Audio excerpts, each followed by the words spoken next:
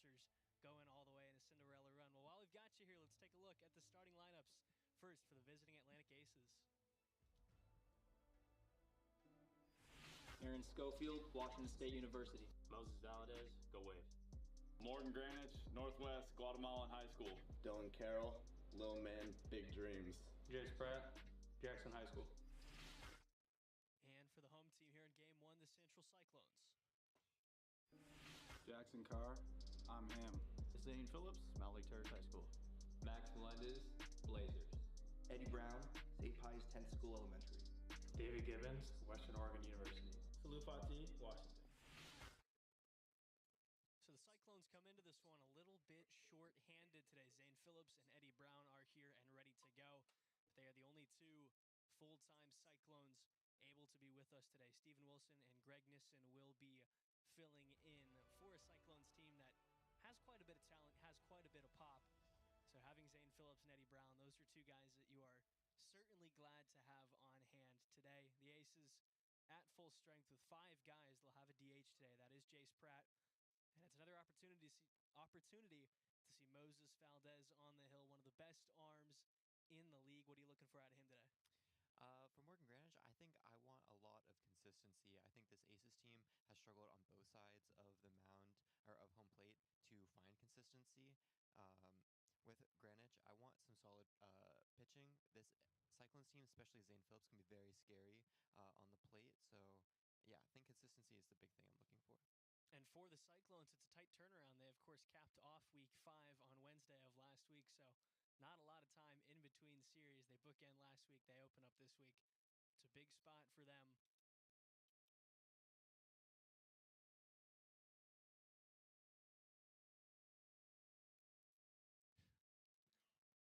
Apologies there, but we're back. Yeah, it's a big opportunity for a Cyclones team that is coming off, like we said, a tight turnaround. They just bookended last week. They did drop 2 of 3 to Jack Blahouse's Nighthawks, and it's a big chance to bounce back, get back on track, get back to winning ways. They did salvage that third and final game. So we'll see if that corrects some of the momentum coming into Week 6. Yeah, I think one thing I want to be looking at, though, with this Cyclones roster as it is today is who their second pitcher is going to be. Because I think we saw in Game 2 last week that they really struggled when in Game 2 they had their second pitcher, Max Melendez, go up against Drew Gradwall of the Nighthawks. And without any of their other players other than Zane Phillips, I think it's going to be very difficult for the Cyclones to be able to get a sweep in this series because Zane Phillips isn't really known to be a pitcher, while Eddie Brown, of course, is. So I expect in the 2 games that they do have Eddie Brown in, there will be more competitive series where I would even say they're slightly favored going with current standings. But in that 3rd game, I really wonder what's going to happen. And it will be interesting, of course, last week. The thing we saw was they went away from Eddie Brown in Game 2. They kind of kept him in the pocket for Game 3. It actually worked out fairly well. Of course, they only dropped the first game 1-0, and in the 3rd game, they end up winning. So that strategy of saving Brown for that 3rd and final game worked out for them. We'll see if they go to that here. But as we get things going, the home team, the Atlantic Aces, get ready to go to work. It's Zane Phillips leading off. As he grounds the first pitch over toward 3rd. Schofield up and firing and an easy first out. Gets us going here on a Monday afternoon. Yeah, and getting a first out on Zane Phillips is really crucial for this Aces team. He's definitely the most scary player, almost one of the most scary in the league at the plate, but especially in this game. As Eddie Brown swings on the first pitch, pushes it to right field, and it's caught. Looked good off the bat, but Dylan Carroll sits out underneath it. I believe actually that's a home run. Are they going to call it a homer? They are going to call it a homer. It was up off the tree. My apologies there. Always a little difficult when we have the trees in play of determining exactly what counts as in and what is out, but I do think we will score that as the first run to the Central Cyclones. So a quick start here for the Cyclones. Eddie Brown creating his own offense as Stephen Wilson steps in and takes his strike. Of course, a replacement player today for the Cyclones. That misses low for ball 1. Wilson in his AWA debut here. Takes up an in ball 2. 2-1 on the way from Valdez. Is cut on and missed at 58. Quickly, he'll need to defend here in a 2-2 2-2 count. Big chance here for Steven Wilson. Grounds one back up the middle. Couple hops to Valdez. Underhand throw in time. Carroll has to change levels, but he gets it done, and it's 2 down. Yeah, and the Aces really able to capitalize on the plays that they are able to make in this inning so far. The only run coming in from a single home run. Able to convert both ground balls, though. First pitch misses up and out to Nissen there.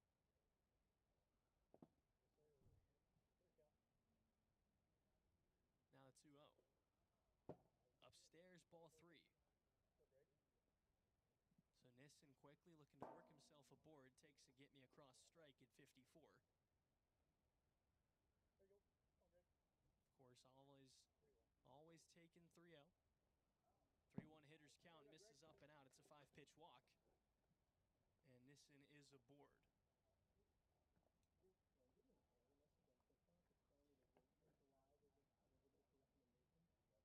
Zane Phillips is now going to come back in. Like I was saying earlier, one of those scary players was tagged out at first on his first at-bat. We'll see what he's able to come up at his second. Only saw 1 pitch in that first at-bat. He'll see more than that here as he takes ball 1. Shoots one the other way. It's going to be a challenging play. Tag applied by Carroll. Heads up over at first. Come up and apply the tag. So that'll end the inning. But a run across for the Central Cyclones off the bat of Eddie Brown, creating his own offense as he gets ready to take over on the hill.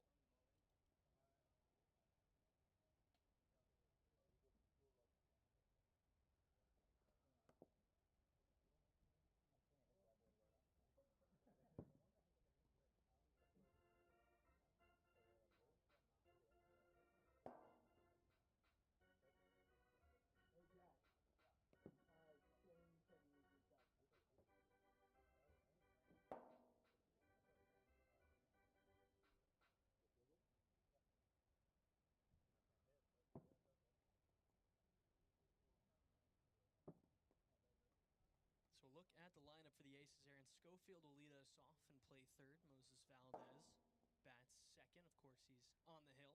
Jace Pratt will hit third and play second. And Dylan Carroll rounds out the order. He'll be over on first. Schofield leading off, swinging at a 370 clip on the year. 6 homers in 65 plate appearances. And Eddie Brown, of course, back on the hill. Sports a 2.09 ERA, a whip of 1.902. Not too shabby. He's allowed 6 homers in 27 1/3 innings for Eddie Brown, who goes back to towing the rubber here in the first game of this 3-game series. He'll pitch with a lead, 1-0 Cyclones here in the bottom of the first after Brown clubbed a 1-out homer up into the trees. First pitch to Schofield. Inside, and that's how we get things going in the bottom of the frame. Brown's 1-0, catches that high outside corner. Brown going with the pink cleats, purple socks. As that drops in the dirt just in front of home.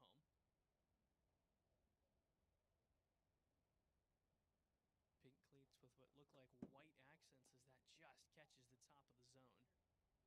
And runs the count to 2-2. The rock and deal. Up and outside. Count goes full to leadoff man Schofield. Payoff pitch. Cut on and missed at 47. Got him to wave at it. Strike 3 swinging, and that's how we get things going in the bottom of this first. 6-pitch battle goes the way of the man on the hill, Eddie Brown. So it makes way for Moses Valdez, batting in the 2-hole today. Swinging a 179 stick on the year, 2 homers in 56 plate appearances. We're just about the halfway point of this season. First pitch to Valdez, up and outside for ball 1. On what is a fantastic afternoon for wiffle ball, 1-0, cut on and missed at 58. Some sparse clouds up in left field, but nothing too bad. No wind on that flag out in right field. Just a great day. This one grounded left side. couple hops for Phillips as he fires over to first, and there's quickly a second out here. Routine play for Zane Phillips over there at the hot corner. As it makes way for Jace Pratt, batting third, playing second. Swings at a 275 clip on the air, pair of homers for him, and 59 plate appearances. As he takes strike one here at 52. Brown trying to settle into a groove here as he fires in a second strike. Where he takes the mound, looking for a 1-2-3 inning. Kicks and deals. You bet, 59 on the high inside corner. Dropped it in for a backwards K looking, and 1-2-3 go the Aces. So we head to the second, 1-0 Cyclones your score.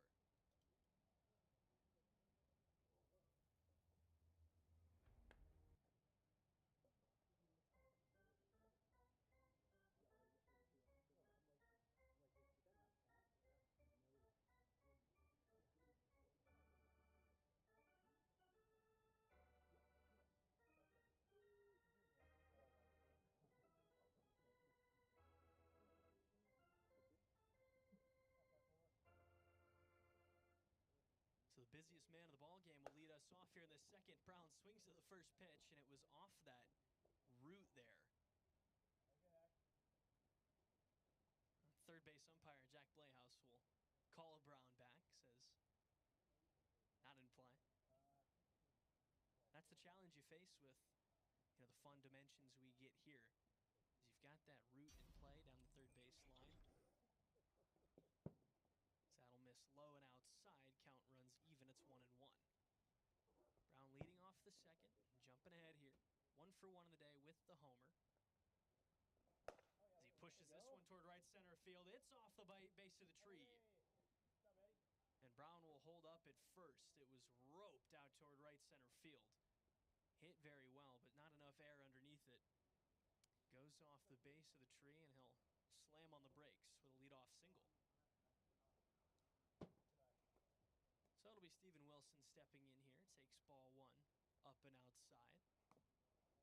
So that'll drop in at 57 for a strike. Valdez trying to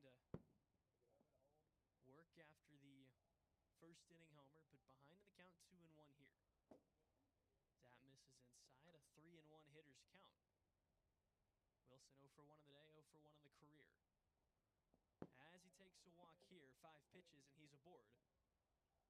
For the other newcomer, Greg Nissen, who now has a chance to extend this 1-0 lead for the Central Cyclones. Yeah, I think anything Greg Nissen can get here be a huge advantage for the Cyclones. Even just a walk to get on base is going to set up Zane Phillips for a grand slam, and he's really one to hit home runs when it is needed in pivotal moments. Often puts the offense of the Cyclones team on his back, as first ball's going to fly high for ball 1. Nissen already with 1 free pass today as he takes ball 2 inside. Rocking the Detroit Tigers hat. I thought it was a 2024 All-Star Game hat for a little while with the lines on the cap like they had out in Texas. But he's ahead 3-0 here, and he'll take a 4-pitch walk to load him up for Zane Phillips. Maybe the scariest sentence in all of AWA. Bases loaded, Zane Phillips. And even just with the single from Phillips, we see Eddie Brown on third base has seemed to run pretty aggressively, even in that one play where he hits the root. Definitely going to look for another run to come in here. It'll actually be 63. It'll be a no pitch. So the first pitch speed check, and he'll take that one off the front elbow. That's pushed foul up onto the roof of the patio. And the count is square, 1 ball, 1 strike. Moses Valdez on the hill trying to get out of a jam here as that misses inside. Humming in there at 62. This one pulled, just foul. Whew. Just a couple feet to the right there would have brought them all home. Rocket out to left field. Now the 2-2. Up and in, ball 3. Count loaded, nowhere to put Phillips. The payoff pitch. Misses down low, ball 4, and it brings a run home. Brown will come in to score on the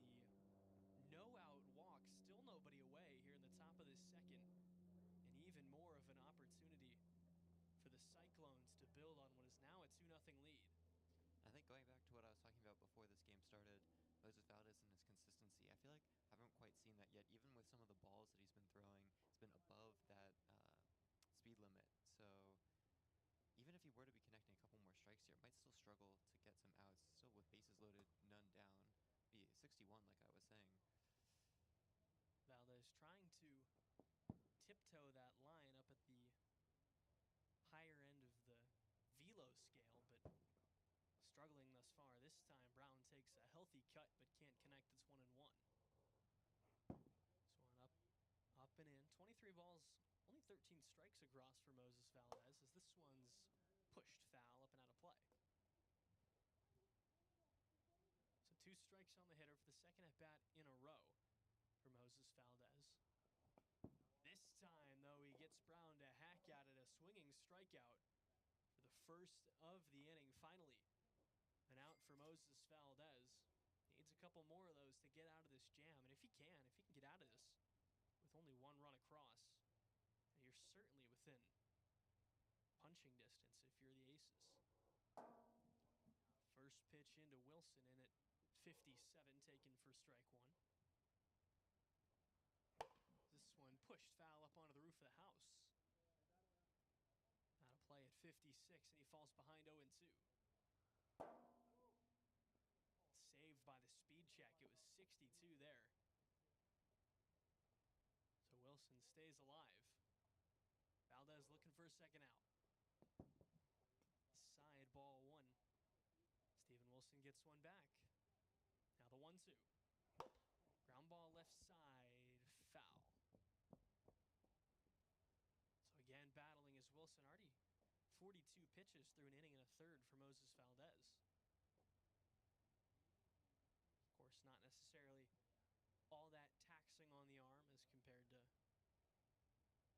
playing with the hard ball. 1-2. So 1-2 count here to Wilson. Up and out, ball 2, just missed. Was looking for the high outside corner, couldn't quite locate. 2-2 once more. Punched foul out of play. Shaping up to be a good battle here. 2-2 again. Inside ball 3. Steven Wilson working all the way back as he taps it foul again. Refusing to go down. Payoff pitch. In at 59, and Valdez wins the chess match with a looking strikeout. I think really a pivotal out there. If Valdez would have allowed another run to come in through a walk, I feel like that would have been very detrimental to, especially the mental of the pitcher there, going up 0-2 initially and somewhat struggling to get that third strike until that final pitch. And now he'll have a chance to get out of this inning and really limit the damage to only 1 run. First pitch on the way to Nissen, misses high for ball 1. 1 ball, no strikes, tapped foul. He reached for it. It was maybe a little outside, but the 1-1. Cut on and missed, strike 2. Valdez a strike away from getting out of it. And he does just that at 59. 3 straight outs to get out of a jam in the second. Moses Valdez keeps it a 2-0 ball game as we head to the last of the second.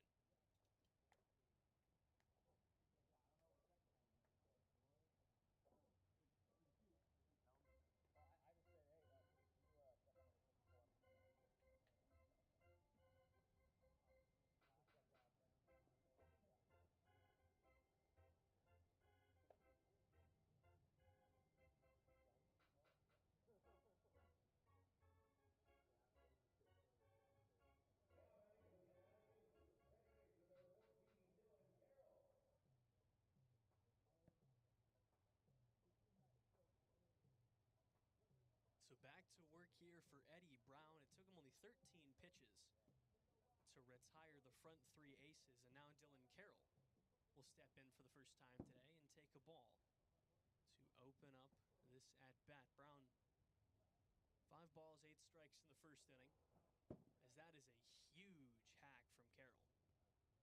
You could hear that one from up here.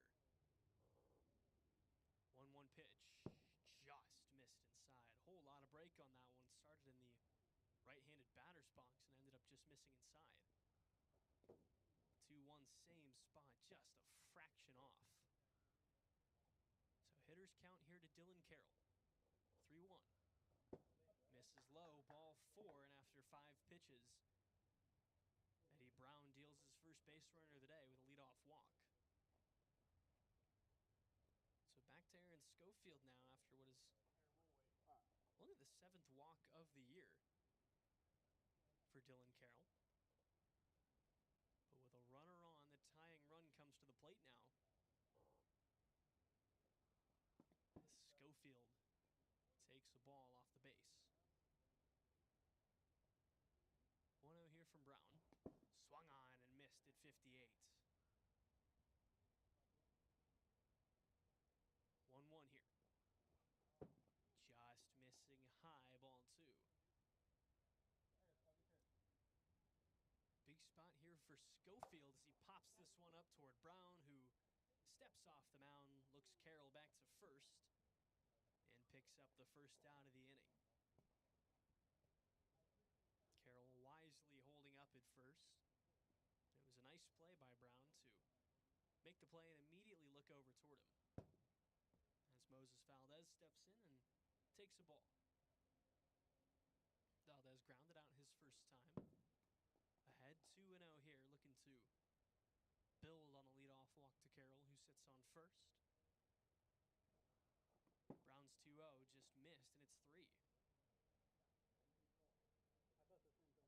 Can Moses Valdez move the runner along? Takes a strike here. A nice get me across right at 60. 3-1 hitters count. Just missed low, ball 4, and all of a sudden, here come the Aces, a couple on with only 1 gone for Jace Pratt. And the Aces, we can't forget, in their era where they were really dominant, it was strong largely due to their hitting. This team has a lot of hitters on it. Got to be scared of all of them, especially in this position. It's all about pitch selection, selectivity, as the check swing did not go. Takes ball 1. 1 ball, no strikes, as that'll miss outside as well. The Aces this inning especially being extra selective. That's a big cut at 57 in for a strike. And that's what's going to win you ball games. You take pitches, work the count. That'll miss outside. It's 3-1. All of a sudden, Pratt looking to get aboard. He punches one back up the middle. Stepping on second over to first, a fantastic play by the rookie Steven Wilson. A laser back up the middle. He came up scrambling and spins a double play to get the Cyclones out of it. We go to the 3rd. 2-0 your score.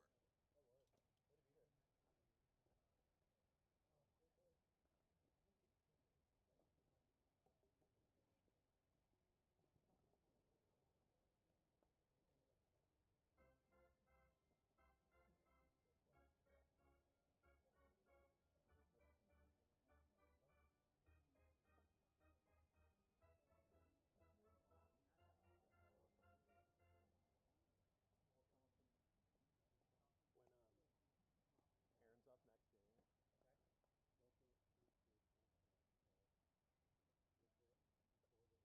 So we go to the 3rd after the fantastic play from Steven Wilson. And the first pitch to Zane Phillips is in for a ball. Phillips looking for his first base knock of the afternoon as he waves at 60. Pair of ground outs and a walk, as that'll be a no pitch at 63. Valdez really dialing it up here.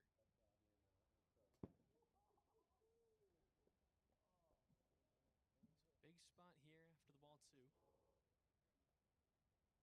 Valdez looking to keep this lead at 2. Check swing, but he did go around, but it was at 61, so it'll go down as no pitch. So we have it. We have it 2-1. I don't know It's all good. what the direction is. It's all good. 2-1, healthy hack at 59. We run square. That one would be a bit easier to signal. 2-2. This one Pushed left side out into the corner and down for a hit. Phillips takes a look at second, but takes a walk back to first. A leadoff single for Zane Phillips, his first hit of the afternoon. And now Eddie Brown's got a chance to build on his own lead. And it was a strong hit, just a little too low to get over the barrier of Club 65. I think what concerns me a little bit is the aces seem a little bit scattered in the outfield. Aaron Schofield and Jace Pratt both initially going toward it, and then Moses Valdez actually covering second. First pitch to Brown, out to center field, it's 2. Eddie Brown leaves the yard and makes it a 4-0 ball game. How about that? Eddie Brown really coming up big in this game. A large amount of success on the mound. Also able to get 2 home runs across on the offensive side. Brings in most of their runs, 3 of them total in this game. Going to put the Cyclones up 4 runs going into this 3rd inning. Ace is going to really need a change of momentum to come back. It looks like they're going to move away from Valdez and go to Jace Pratt.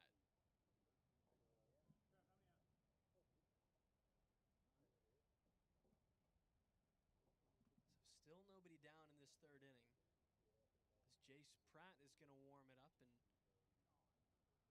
take over on the bump. Valdez will move over to second.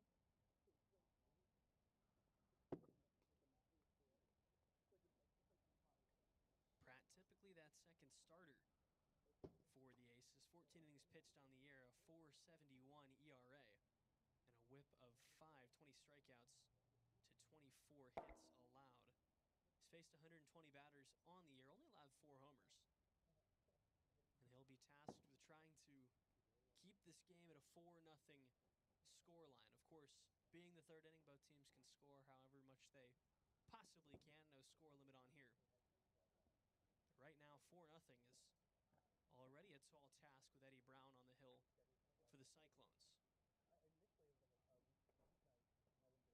So it'll be Steven Wilson, who's 0 for 2 with a ground out and a free pass.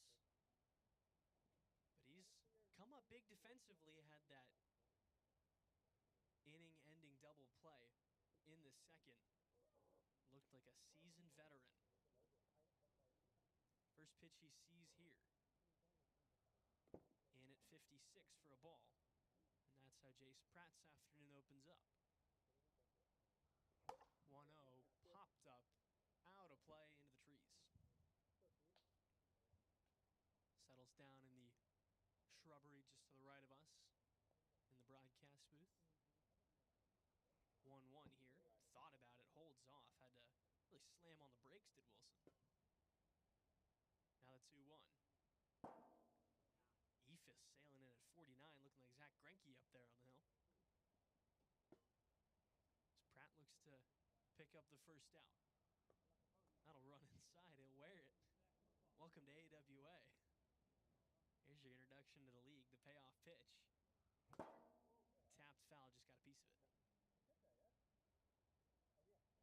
So he just catches a piece of it and stays alive. So we'll try this again here in a 3-2 count. And it misses upstairs. A second walk to the debutant, Steven Wilson. I think showing a little bit of the rookie nature there, not fully understanding the rules of the AWA yet, but is able to get aboard with the walk. Jace Pratt really going very different than Moses Valdez. Much slower pitches. We've seen a lot in that 50-mile-an-hour range, while Moses was kind of riding the 60-mile-an-hour. That one will come in at 53 for a strike. Trying to be a little more technical, as that just barely catches about the least amount of zone it possibly can. 0-2. Just missed. Slowing it down a little, trying to kind of throw off the timing of these Cyclones hitters as Neeson swung on it, but it was 63. So stays alive here in the 1-2 count. Bottom of the order with Phillips on deck. Still nobody out in this 3rd inning. And already a pair of runs across. 4-0 Cyclones, your score here in game 1. Eddie Brown with 3 stakes, while also spinning a couple of shutout frames on the hill. He's been fantastic here in this first game. He scored in the first, handful of walks, played another in the 2nd, and a 2-run homer, the 2nd of the day from Brown. Brought us to where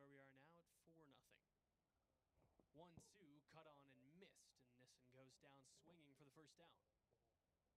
Yeah, Eddie Brown so far this year, I think, has really been a standout player. I believe this is his rookie year. I think probably leader for Rookie of the Year so far. Still quite a bit of season left to play, though.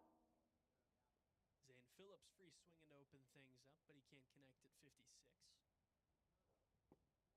That just missed, really sailed in there. A little bit of a breeze picking up now. Blowing out toward right field. This one's pulled left side past the stretched hand of Schofield. Wilson goes to third, it gets by.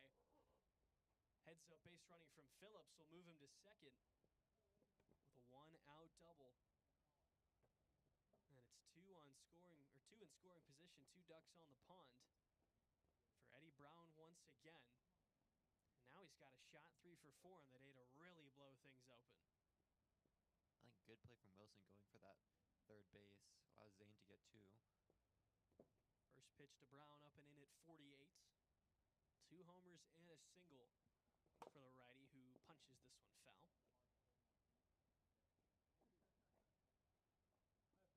Interestingly enough, today he has hit his first 2 career homers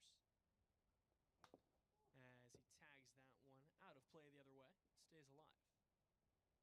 So working a 1-2 count here. Swinging aggressively. Wow, tripped on my words there.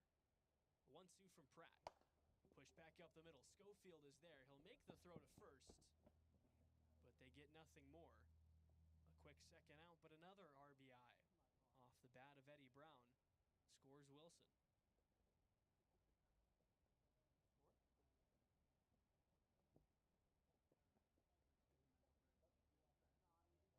Yeah, Schofield there choosing to throw to first place to get Brown out allows Wilson to come in to score that 5th run. A top foul at 56 for Wilson. Wilson pushes this one left side. Schofield up firing, throws to first. And our on-field umpire says safe is the call, so Steven Wilson tabs this first career hit and first career RBI here. I think once again, another choice from Aaron, even though Zane was right in front of him, throws to first instead of trying to go for that lead runner. Allows another run to come in. So makes way for Greg Nissen again with a runner on first. 2 walks, 2 strikeouts. For the other first game, AWA debut.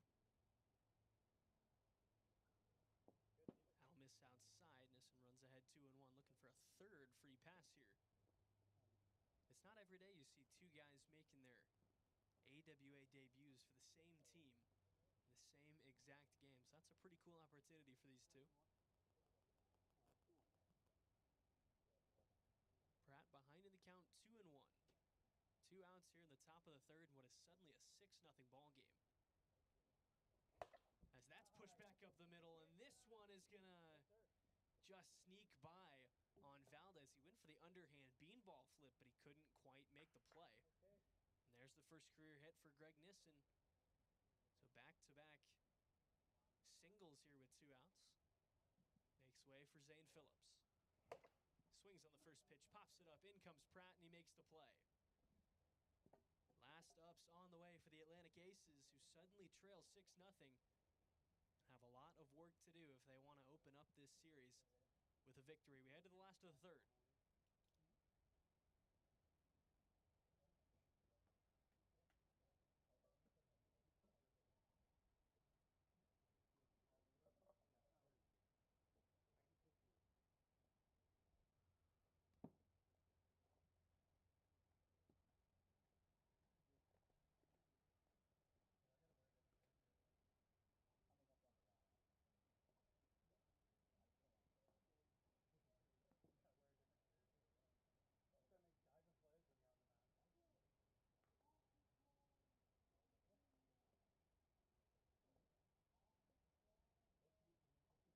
So it'll be 4-1-2 here in the bottom of this third. Dylan Carroll to lead us off, and he takes ball 1 to open things up.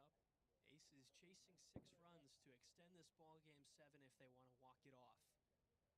Cyclones 6 runs on 7 hits. They've left 6 runners aboard. As Carroll's ahead 3-0. Aces have only stranded 1 runner in this ball game. ball 4 and a leadoff walk to Dylan Carroll. It's his second of the day. Lineup card flips for Aaron Schofield. 6 homers on the year for Schofield, hitting .357 in 56 at-bats. 20 hits, 22 runs, 11 free passes.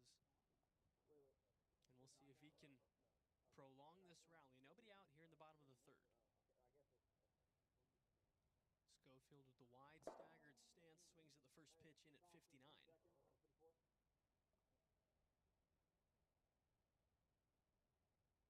It looks like he's going to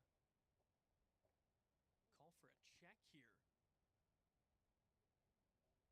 Field umpire takes a step out and just threw Eddie Brown out of the game.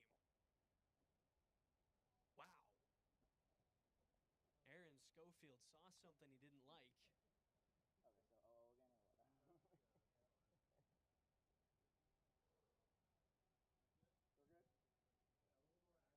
And it looks like they've deferred and they'll allow Brown to stay in the game. He had some sort of substance that he was putting on that left arm. But it looks like they've just told him to wash it off. I think that would go to explain his pitching performance so far in this game. So we'll reset the count and Schofield will take a ball. Now the 1-0. This is just outside. Was it? Who was it? There was somebody back in 2021 when they started doing the umpire checks in Major League Baseball as Schofield takes inside 3-0, who was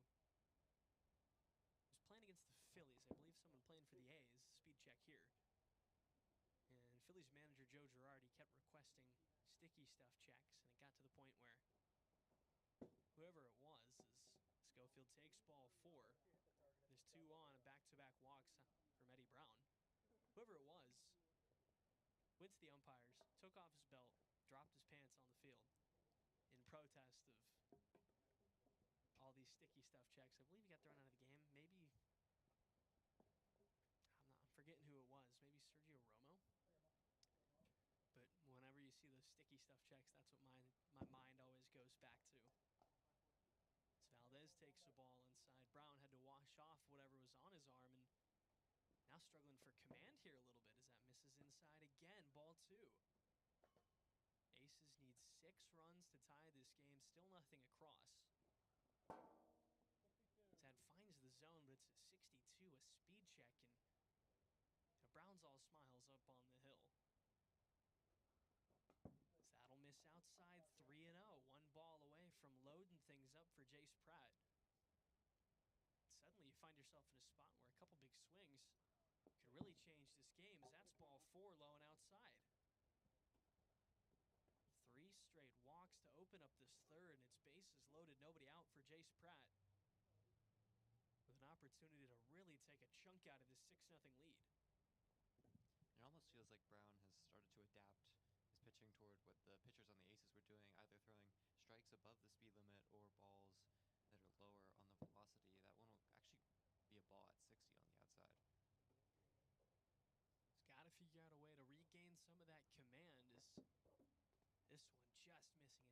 Most of these he's missing close. Just a bit off the mark as this one in at 57 for a strike, and we'll see if that kind of rebuilds some of the confidence. Misses low. 3-1 hitters count to Pratt. Now the rockin' fire. Swung on at 48. Really slowed him down right there to move the count full. Payoff pitch from Eddie Brown. Punched the other way and off the wall. 1 run's gonna score. Schofield holds up at 3rd. Miscommunication on the base paths. Brown chasing down Valdez. He'll apply the tag, but Schofield comes home to score. Little bit of miscommunication there. So Valdez is retired as he went to 3rd. But Schofield comes home. A pair of runs scoring on a single off the wall by Jace Pratt.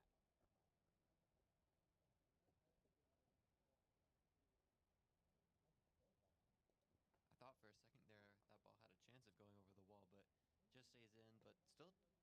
runs in, only having to sacrifice Moses Valdez there at second, who goes for a little bit too aggressive base running, tries to go to third. It's caught out. It'll be tapped off for actually a speed check at 61. And you're right, I thought it had a chance to get out too. It looked like it might have just had enough air underneath it to sneak out as that misses upstairs to Dylan Carroll, but off about the middle of the wall. Pratt holds up, but bit of a hectic play right there. And yeah, if I'm the Aces, I'm certainly trading 2 runs for an out. Of course, in a perfect world, you avoid giving up that out anyway, but if you're going to have to give one up, doing it in a spot where you can at least play a couple is fantastic. As the 2-1 finds the zone, it's 2-2. I mean, we mentioned productive outs, and that's perhaps one of the most productive that you could get. Carroll taps it foul, stays alive, and that was the first hit allowed by Eddie Brown in this first game, who's up to 55 pitches. Zat misses high and loads the count up 3-2. Didn't want to say anything. You know the rule, you never, ever mention a no-hitter. But he was getting close, and that comes on the heels of a Drew Gradwell perfect game against the Cyclones last week, which is only the 4th in league history, interestingly enough. This one skied up toward left field. Zane Phillips camps out under it, and there's 2 away. That one was hit a mile high, too. Caught on radar at Payne Field. Holy cow. So 2 away for Aaron Schofield. Eddie Brown looking to put the finishing touches on a Game 1 win.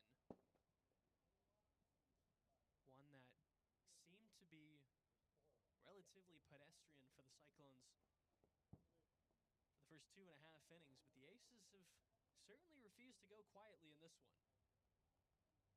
Schofield ahead 2-0 as he chops it foul back toward the dugout tent area. 2 balls, 1 strike from Brown. Healthy cut, took him all the way to a knee. A la Adrian Beltre in there for strike 2. You know it's a good cut when you see a guy drop down to a knee. You don't see it all that often, though. 2-2 from Brown, inside, and the count is full. Aces looking to stay alive, still needing 4 runs to tie this ball game. Payoff pitch. Pushed back up toward Brown, back down to both of his knees, and he delivers to first. A fantastic play from Eddie Brown. Got down like a hockey goalie and makes the throw to first to wrap up a Game 1 victory. A 4 spot in the 3rd, enough to get it done for the Central Cyclones. Here in Game 1, Eddie Brown, your winning pitcher. Moses Valdez, the losing pitcher. We'll take a break and be back for Game 2 and a post-game interview.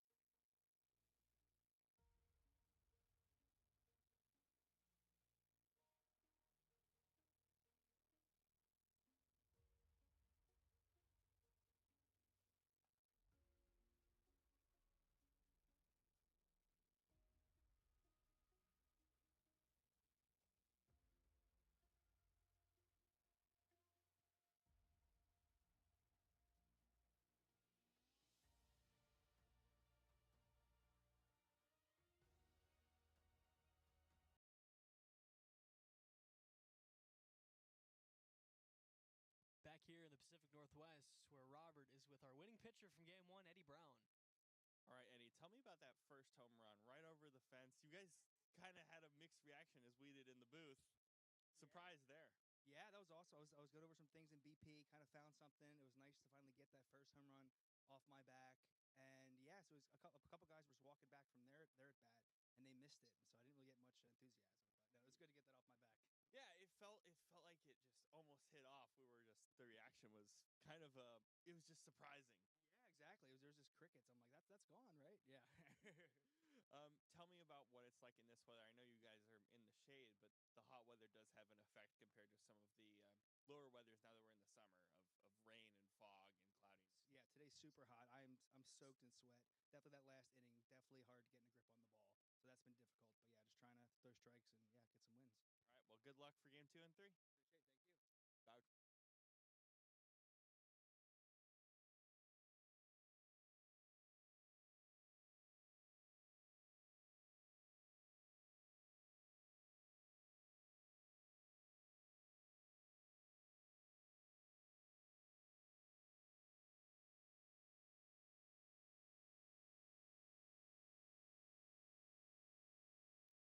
So we'll take a look at the lineups ahead of this second game. Looking pretty similar. Jace Pratt back on the bump for the Aces, who are the visiting team in this second game.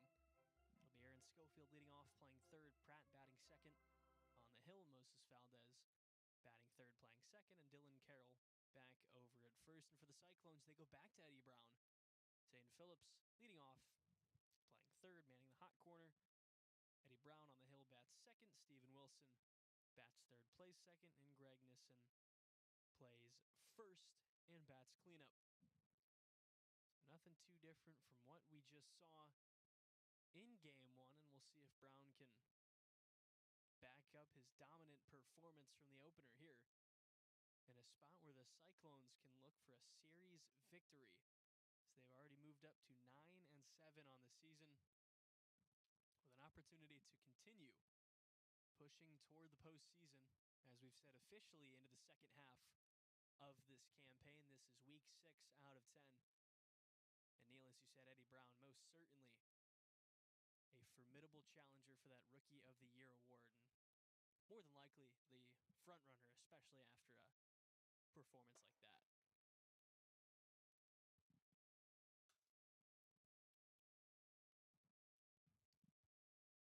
So Brown getting his warm-up pitches in here. And, of course, the all-rookie right side of the infield with Wilson at second and Nissen at first. So we get ready to get back underway here in Game 2 of this 3-game series. Cyclones looking to wrap the series up. Aces looking to force a rubber match. It'll be Aaron Schofield to lead us off here in Game 2.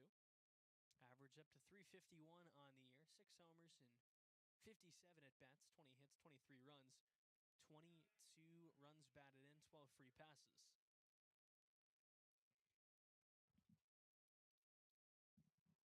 Schofield taking a hold of his bat and getting ready to step in here. One big deep breath, 2 taps of the stick, and the first pitch from Brown gave him that chin music to start stuff off. 1-0 pitch here, misses high. Of course, no pitch calm, anything like that here at the wiffle ball level, but that's pushed out toward left field and into Club 65. Jack Playhouse with a nice grab out in the club. Aaron Schofield leaves the yard and gets us going quickly here in Game 2. I mean, what a beautiful home run to start the game off, and definitely a change of pace that the Atlantic Aces need here, starting this game off 1 run up. It's going to be quite a bit of a change from last game, where they were only able to put runs on the board in that bottom of the third. Moses Valdez will now step in. First pitch into Valdez for a strike. As halfway around he goes there, but it's at 61, so no pitch. This time takes high for a ball.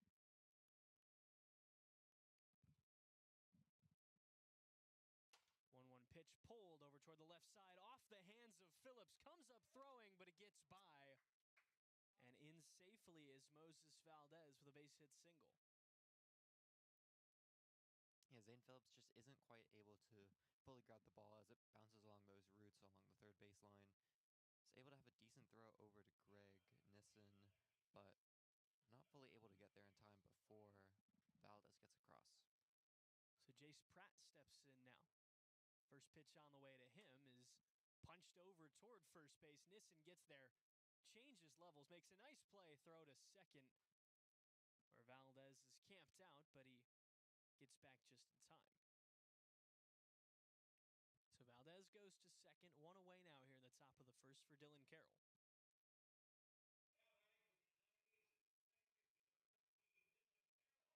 Carroll looking to continue building on a quick 1-0 lead. That'll miss inside.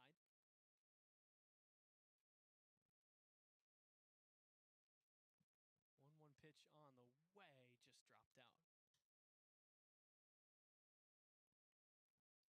Saw the homer on the first at bat of the ball game. That one runs off the hands. It's 3-1. Hitter's count misses outside, ball 4. And it's 2-on as the lineup flips for Aaron Schofield. He's able to have a beautiful home run just into Club 65 at his first at bat in this game. 2 runners on first and second now. See what Schofield's able to come up with. Homer on the first at bat of the second game. You know, I was telling you last week when I was calling baseball down at the University of Kansas this year, we hit a homer our first at bat of the season down in Texas. So that was pretty awesome as Schofield takes a strike. It's a sign of good things to come. Then we'll see if Schofield's homer is a sign of good things to come here in Game 2 for the Aces, who are looking to force a rubber match after the Cyclones took Game 1. 2-1 from Brown just misses. And a win in this game would be very big for the Aces. We're talking about the top of the show. Eddie Brown only has 2 games of eligibility. Did that tag the top of the zone? That did. That was a fantastic pitch. Now the payoff from Brown. Got him at 60 on the dot. That's how you bounce back if you're Eddie Brown. 2 away for Moses Valdez.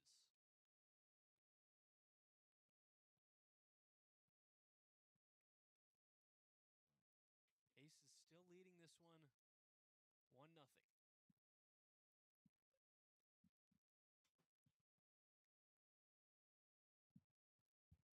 First ball will be low for Moses Valdez. As he takes ball 2 outside. We could get away with calling Eddie Brown Downtown Eddie Brown. That'd be a good nickname. Sounds pretty good. 3-0. There's a college baseball player a few years ago for University of Texas. His name was Porter Brown, and everybody called him Downtown Porter Brown. So I feel like that's a gimme nickname if your last name rhymes with something, just to throw it out there. Thanks definitely earned the title in this game with double home runs. Yeah, most certainly. Almost got to the no-hitter on the mound. Works a 3-0 here to Valdez and gets a strike across. 2 outs here in the top of the first. Brown a couple pitches away from getting out of this one. This one popped up towards center field. Nissen calls everybody off. Finn makes the play for the 3rd out. Aces get 1 off the bat of Aaron Schofield, but nothing more. First ups for the Cyclones on the way.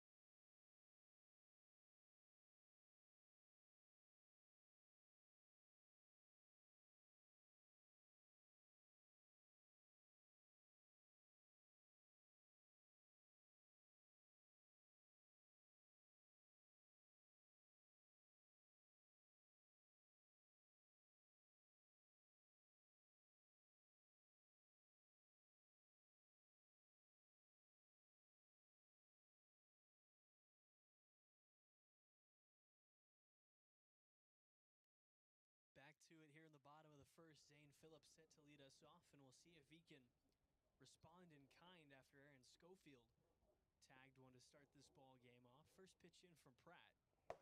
Popped up left field, ton of air under it at the wall. He's going to leave the yard. Zane Phillips does just that. Ties this game with a ball hit a mile high. And what a way to strike back. Opening home runs for both teams in this game, too. And even the series at 1 run apiece. We'll see what Pratt's able to convert. Eddie Brown, about 2 runners to get on base, but is able to close it out from there. Homer number 6 on the year. Number 1 on the day, and it makes way for Eddie Brown, who takes the ball up high. Aggressive swing there, can't tag 56 and resets himself.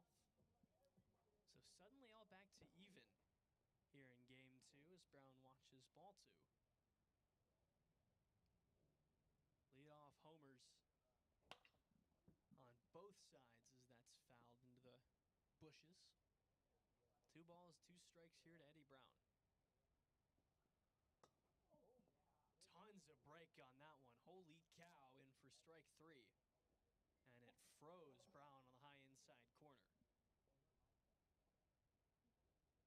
So 1 down for Steven Wilson, and we'll see if he can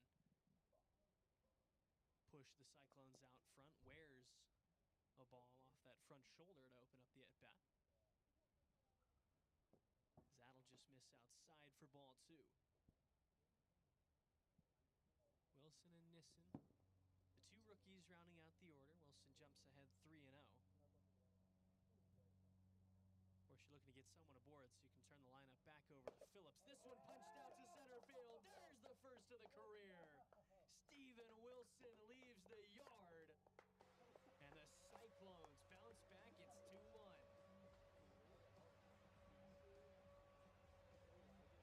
That was a missile out to center field. Way to tag one for your first career homer. We'll see if they send someone out there to get that wiffle ball back for him. I think Steven Wilson has been very impressive for me so far in this game, both batting-wise and defense-wise. Just has the instinct for a great player here in the AWA. Nissen swings at the first pitch, chops it back to Pratt, who makes the play easily for the second out. But all of a sudden, the Central Cyclones, a pair of runs, put them ahead with 2 down here in the first for Zane Phillips, who already has 1 homer in this second ball game.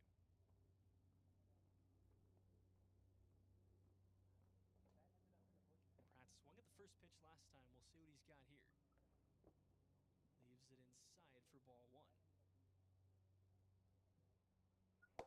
This one popped way high again. Pratt looking for it, can't see it, but finally gets an eye on it and makes the play. It looks like they'll say speed check here, so we'll try that one again. It didn't quite catch a velo on that one. It was too busy looking at the ball sky high in the air. Pulled left side, Schofield up firing. And a nice extension from Carroll for the 3rd and final out, but a pair of homers, including the first of the career for Steven Wilson, give the Cyclones the lead as we head to the second. 2-1 your score.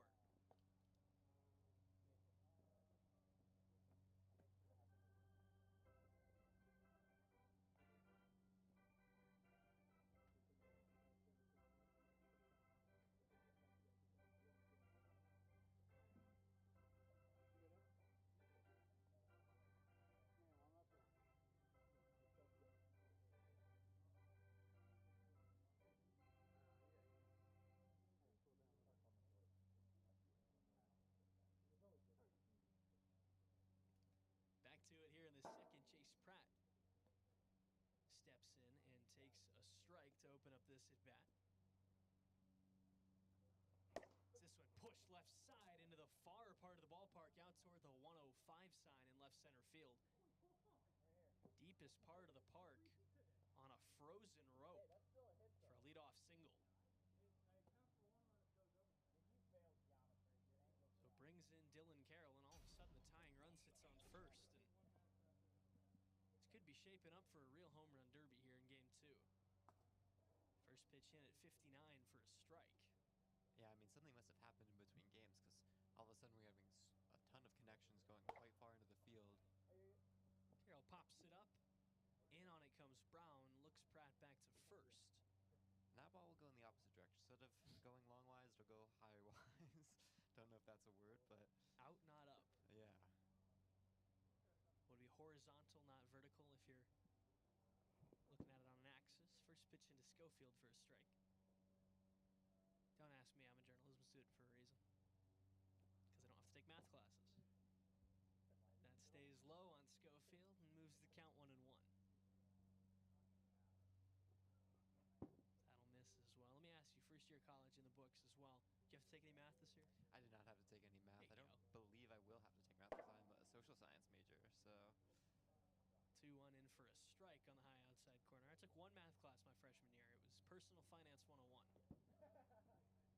Well, I guess I did take Economics 101. Don't know if that counts as a math class or some light math, but... Payoff pitch from Brown. Misses outside. And a one-out walk. It's 2 aboard for Moses Valdez. Yeah, I took one math class, took one science class. Everything else has been journalism, really, which is great. Yeah, I had to take a science class this last semester. It's like a requirement for graduation. I took a geography class. That was my science of choosing. So one down here for Moses Valdez, who takes up and in for a ball.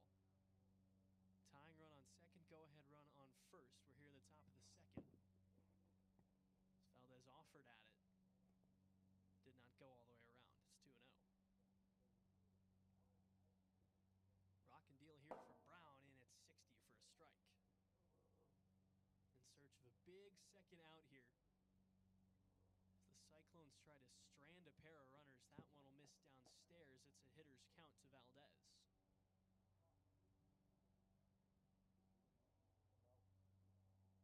Now in for a strike on the high outside corner. And what a pitch that was. I did not think that was going to make a connection, and then when it did, I was quite surprised. Just broke back in at the last second. Brown has seemed to find his groove again here in the second inning. Payoff pitch, grounded left side. And Pratt will be tagged out. A nice play from Zane Phillips. Head on a swivel to whip around and make the second out. Nice heads-up play from Zane Phillips there. Able to do what kind of plagued the Aces in their first game. Able to get the leading runner out. I believe the Aces allowed 2 runs to making that mistake. So a crucial spot here is Pratt, who was tagged out, now steps in to take some hacks. 1 for 2 on the day here in game 2. Swings at the first pitch, grounds it just foul. Stayed fair for a while, but just rolls to the right of that white line at the last second.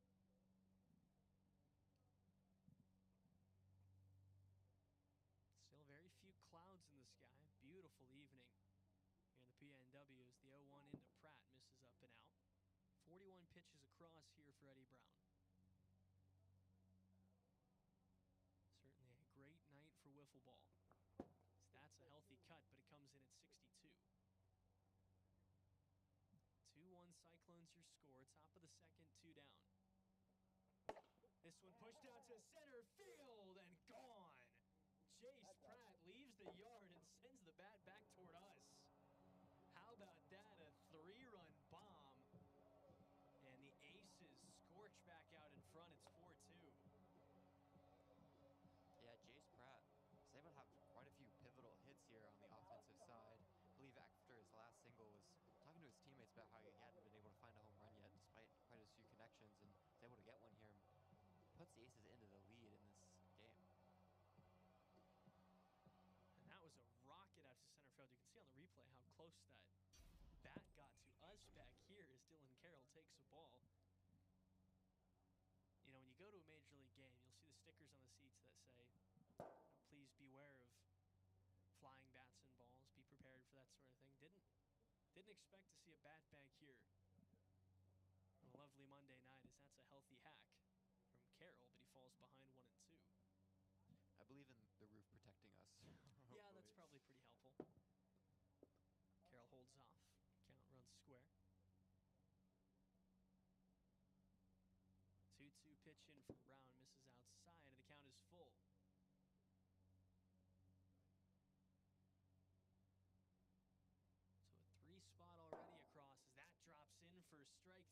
freezes Carroll.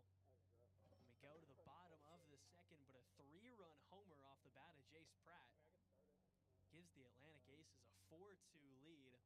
Now we'll see if Pratt can defend it. We head to the bottom of the second.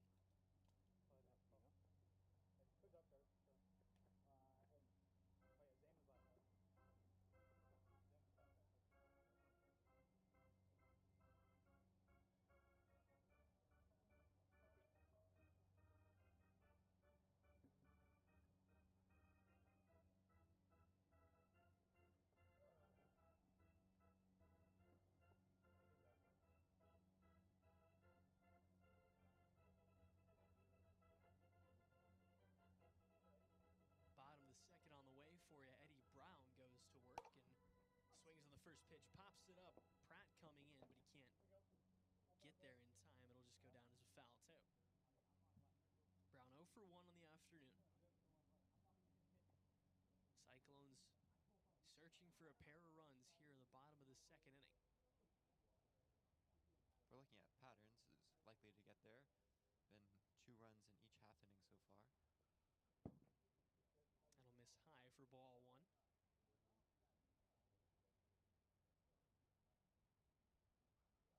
This one pulled left side, and that's going to get one back. Eddie Brown. Maybe we should call him downtown Eddie Brown because he leaves the yard again, and it's a 1-run ball game. Really racking up the homers here in game 2. I believe that's Eddie Brown's 3rd home run of the night and 3rd of his career in the AWA. It is his rookie season. Sends that one flying over Club 65. Like you said, bringing the Cyclones within 1 run. Still 3 outs to work with, as that was the leadoff batter this inning. Now we'll see a pitching change as Moses Valdez steps in on the bump. Pitched a little bit in game 1, so they're going with an interesting strategy here, the Aces are. They've been breaking up both of these games as to preserve, in theory, as much eligibility out of their 2 pitchers as possible. 6 innings in a series is your maximum, so you can throw 2 full games if you are the, no pun intended here, the ace. Valdez has 2 under his belt. Now Pratt has 2 under his belt. So in theory, Valdez could go the rest of the way. He could close out this ball game and then pitch all of game 3, except for 1 inning. He would have to come out with 1 inning to spare. So we'll see what the Aces choose to do here. An interesting opportunity here. Leading 4-3. You go to your usual number 1 to try and wrap this up. I think the Aces of any team in the AWA have been most willing to play around with their pitchers. I feel like they see Valdez and Pratt on a very similar level pitching-wise. Have played around with starting Pratt even in game 1 multiple times, but gonna put Valdez back in here after losing that home run to Eddie Brown. Steven Wilson now at bat. Chops the first pitch over to Valdez to Steven Wilson, and that's how you get a quick first out. Aces trying to protect this 1-run lead. Cyclones trying to put them in a spot where they need to score in the 3rd. Little check swing, and excuse me swing, just rolls into fair territory, and Nissen grounds out quickly.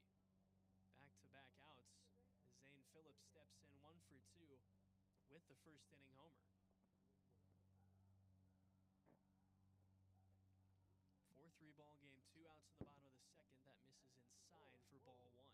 At 70. That's going to be off the end of the bat, but it comes in at 67. 1-0 pitch. Comes in at 62, but misses in the dirt for ball 2. Nobody aboard.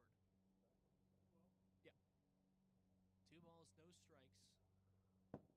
That'll miss outside ball 3, and nobody aboard here.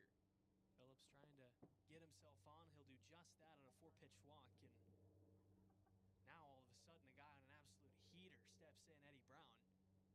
2 homers in game 1, 1 here in game 2. The first 3 of his AWA career as the rookie just continues to add on to a sparkling Rookie of the Year campaign. I think Valdez was able to come in and build quite a bit of momentum, getting those 2 easy outs, but actually that last at bat with Zane Phillips, I don't believe threw a pitch that was under the 60 goes to work here against Brown, who hacks the first pitch and just catches a piece of it at 60.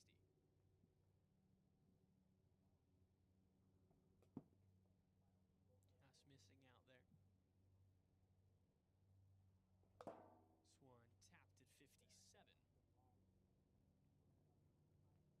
2 strikes on Brown now, needing to stay alive. That'll miss downstairs, ball 2. 2-2, same spot, same result, count full. Valdez trying to send this game to the 3rd. Payoff pitch, upstairs, ball 4. 2 on for Steven Wilson, who already drilled his first career homer back in the 1st inning. Primetime opportunity to give the Cyclones the lead. Tying run sits on 2nd, go ahead is on 1st. Got to do it against one of the best in the business in Moses Valdez. First pitch on the way. And it's 60 on the dot for a strike. 0-1, misses inside. Only 14 pitches through this inning of work for Moses Valdez, as that's chopped foul at 58. Wilson falls behind 1-2. He was just underneath it. This one pushed right side. Carroll goes back. He can't make the play. A 3-run bomb for Steven Wilson, who leaves the yard and gives the Cyclones the lead. And how about that for an AWA debut? 2nd career game, 2nd career homer. And the Cyclones are suddenly 3 outs away from a series win. And normally it's Zane Phillips on this Central Cyclones roster that you're the most afraid of, but it's actually been Eddie Brown and the newcomer Steven Wilson who've really been getting active on the offensive side. It's going to be 3 balls in a row for Greg Nissen. A 4-pitch walk to Nissen here, and what's so interesting about this is, if you have guys that are debuting and they're swinging the bat like this, can you imagine how good this Cyclones team is going to be when everyone is clicking? Because like you said, it's usually Zane Phillips spearheading this offense, but if Phillips can swing the bat the way he has been, and if Brown, Wilson, Max Melendez can swing it like that too, this team just gets all the more scary. It's a speed check at 66 is in to open this at bat.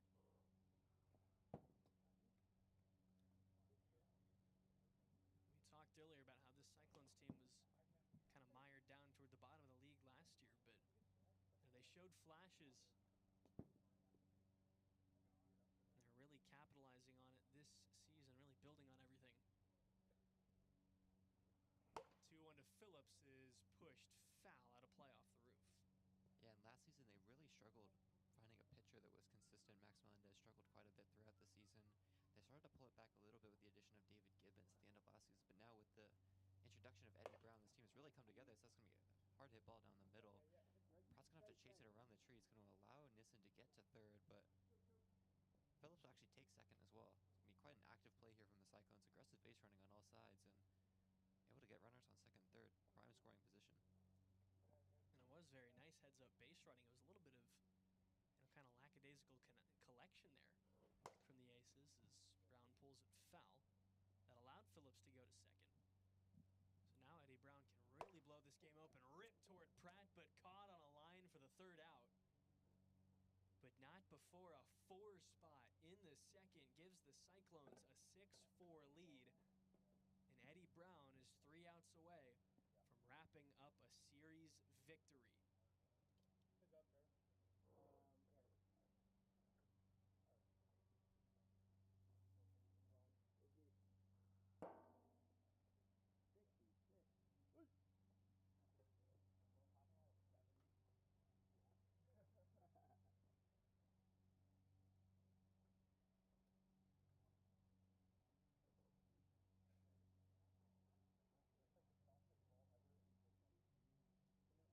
So it'll be Aaron Schofield to lead us off. 1, 2, and 3 due up for the Aces, who were chasing a pair of runs.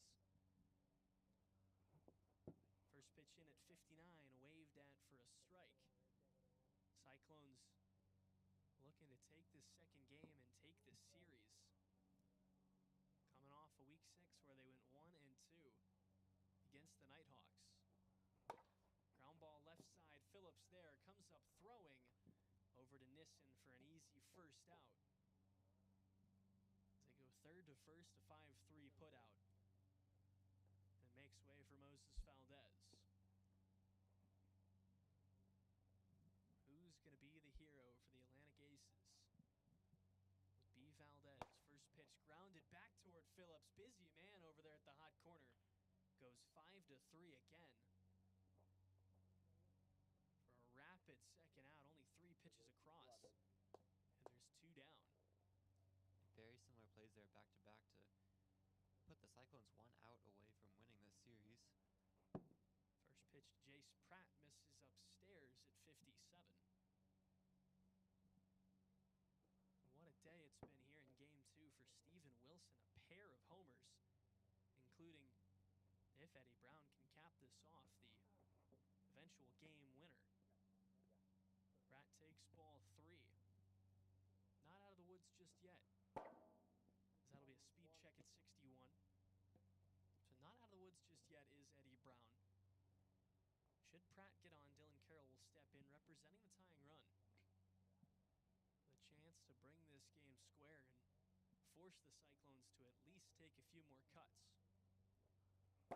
3-0 finds the zone at 60 flat.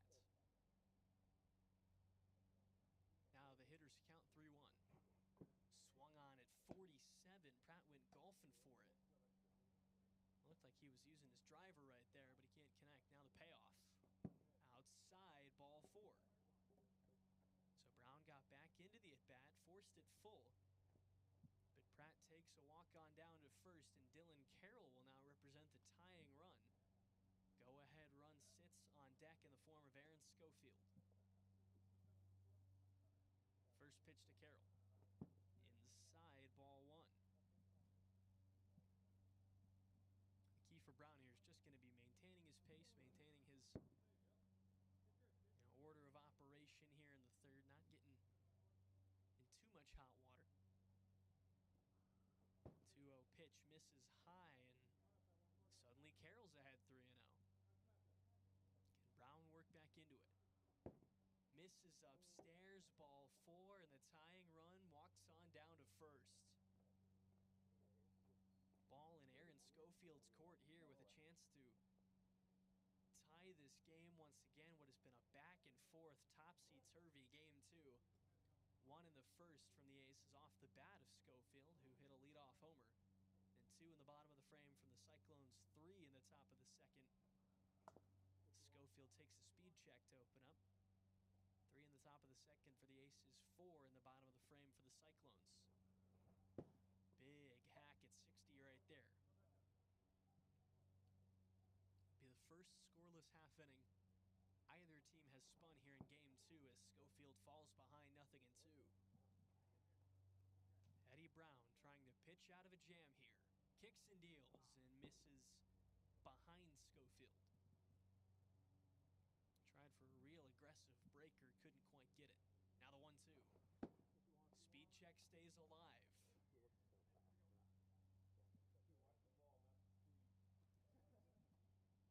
We'll try again in a 1-2. Just missed downstairs, and we're all square. Eddie Brown trying to hand the Cyclones a series victory before even needing a rubber match. Yeah, what's the count? 2-2. 2 balls, 2 strikes, 2 outs. Deuce is wild here. In a 2-run ball game, Deuce is super wild. The rocket fire pulled left side, stepping on the bag is Phillips, and it's a series W for the Central Cyclones. A 4 spot in the second pushes the home team here in Game 2 ahead and hands the Cyclones a series win before we even need Game 3. We'll take a break and be back with a post-game interview. I can only assume it'll be with Steven Wilson.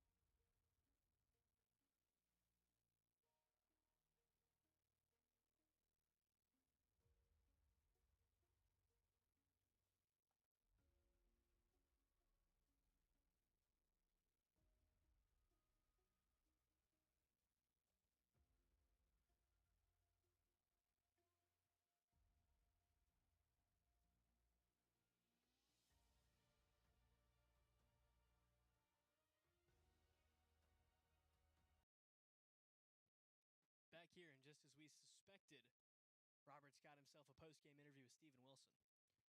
All right, Steven, talk about the debut here. I mean, it's been great so far. Like, I got called 3 hours ago to come out and play for these guys. And honestly, playing against my coaches, I was just like, all right, just go out there, have fun, just trying to do my best out here. What's the strategy like for you coming in like this? Because there's no training, you're just going out and balling. I mean, been playing wiffle ball my whole life, but, nothing like this. Strategy-wise, calm down the nerves, just put the bat on the ball. Yep, pretty simple as that. Good luck in game 3. Back to booth, guys.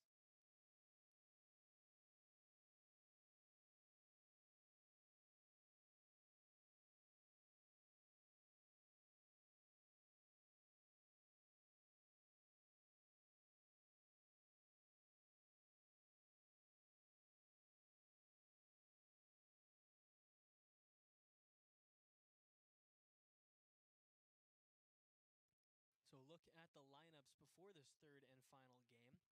The Aces back as the visiting team. Aaron Schofield will lead off and play third. Jace Pratt back on the hill will hit second. Moses Valdez bats third, plays second, and Dylan Carroll hits in the cleanup spot and plays first base. And for the Cyclones, same lineup. Zane Phillips over at third will lead off. Eddie Brown taking over at first base will bat second. Steven Wilson bats third, plays second, and Greg Nissen on the hill making his pitching debut will bat cleanup as we get ready to go to work here.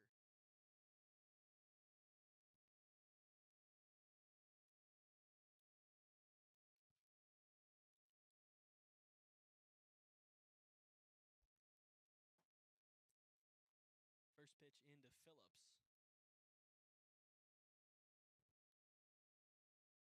As that'll miss upstairs 2-0.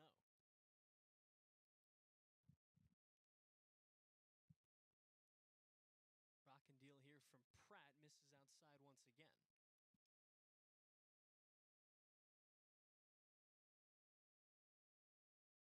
As a 4-pitch leadoff walk to Zane Phillips gets us going.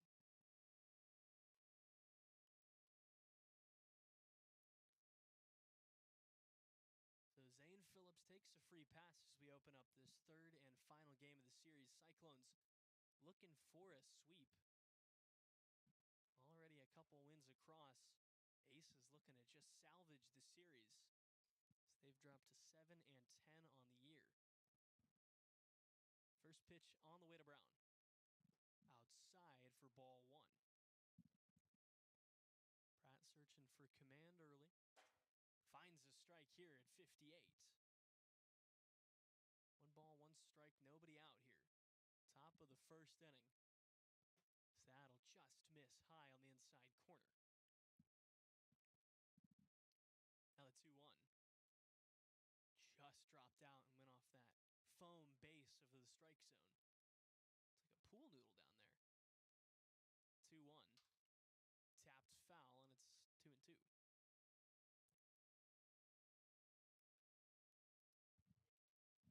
Two balls, 2 strikes now.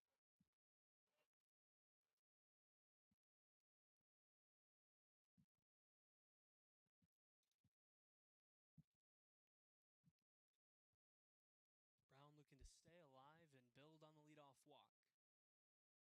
2-2. Inside ball. I must have the count wrong. That's ball 4. My apologies there, folks. We had some issues with the lineup orders and such, so. It happens. Yeah. Things of that nature. So it's 2 on, nobody out for Steven Wilson. We'll see if he can continue his heater on debut. First pitch in, misses for a ball.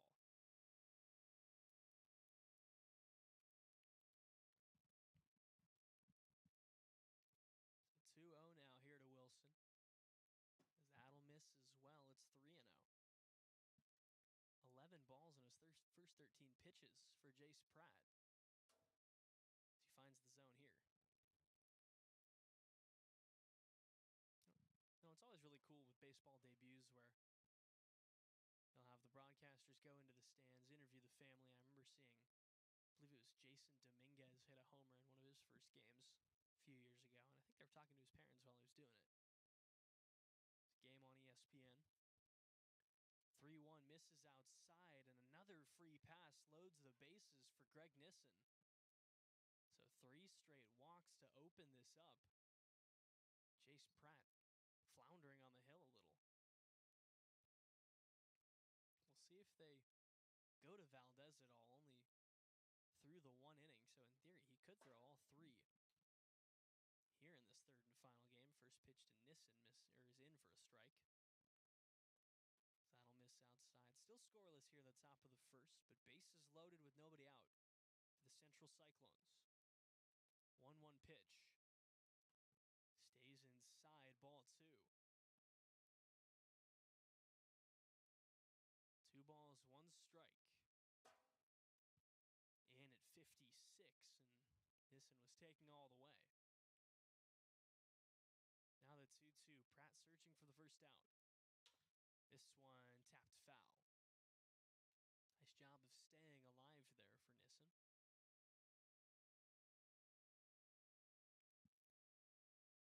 2-2 once again. Caught on, lost the bat at 48, goes down swinging. And there's 1 away. You don't see that every day. It's the second time in this series we've had to look out for a bat back here. Holy cow. Zane Phillips will now come in. Don't believe has had a home run in this series yet, but still looking for that first. Let's look at bases loaded, though. Large RBI opportunity, even if he doesn't score the home run. This is a prime opportunity to drive some in, is he? So we'll call it a ball. They said he did not go around. This one pumped down towards center field on a line. Valdez makes the play at second. Tag applied. Coming home is Brown. And it'll be home in time to get him. A weird play right there. As it looks like what must have happened was the ball was mishandled at second. Tag was applied as Wilson rounded and headed to third. So a run will score here. The run that was Zane Phillips, being represented by Greg Nissen, will score.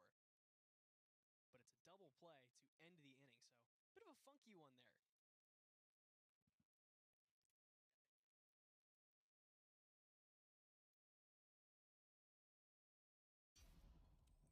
So we'll have to figure out how to score this.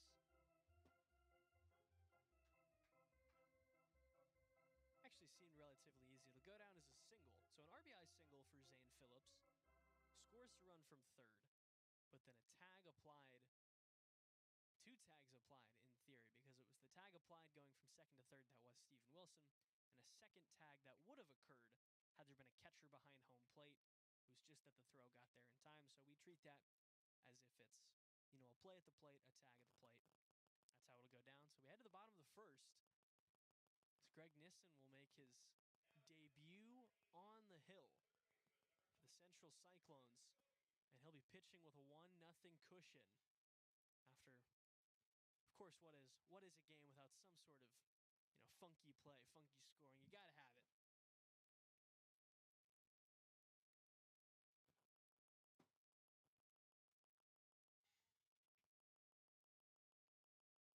So Schofield will lead us off. Pratt will bat second.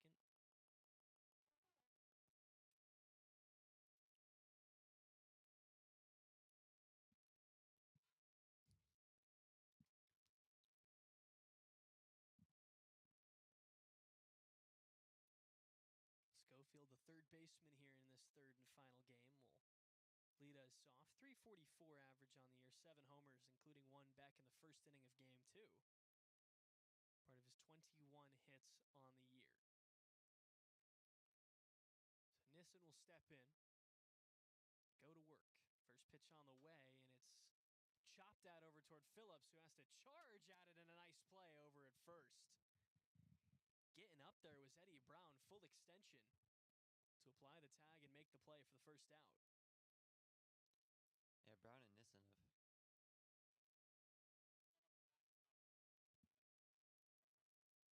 swapped places. Now Brown at first base is able to make that connection play.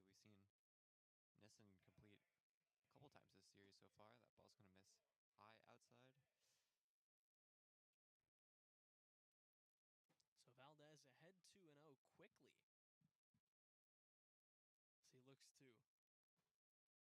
get himself aboard. Wears that one off the abdomen, and he'll wear that one off the lower back. So back-to-back, that run in on Moses Valdez, and he'll take a walk. So 1 on, 1 gone for Jace Pratt now. He'll look to keep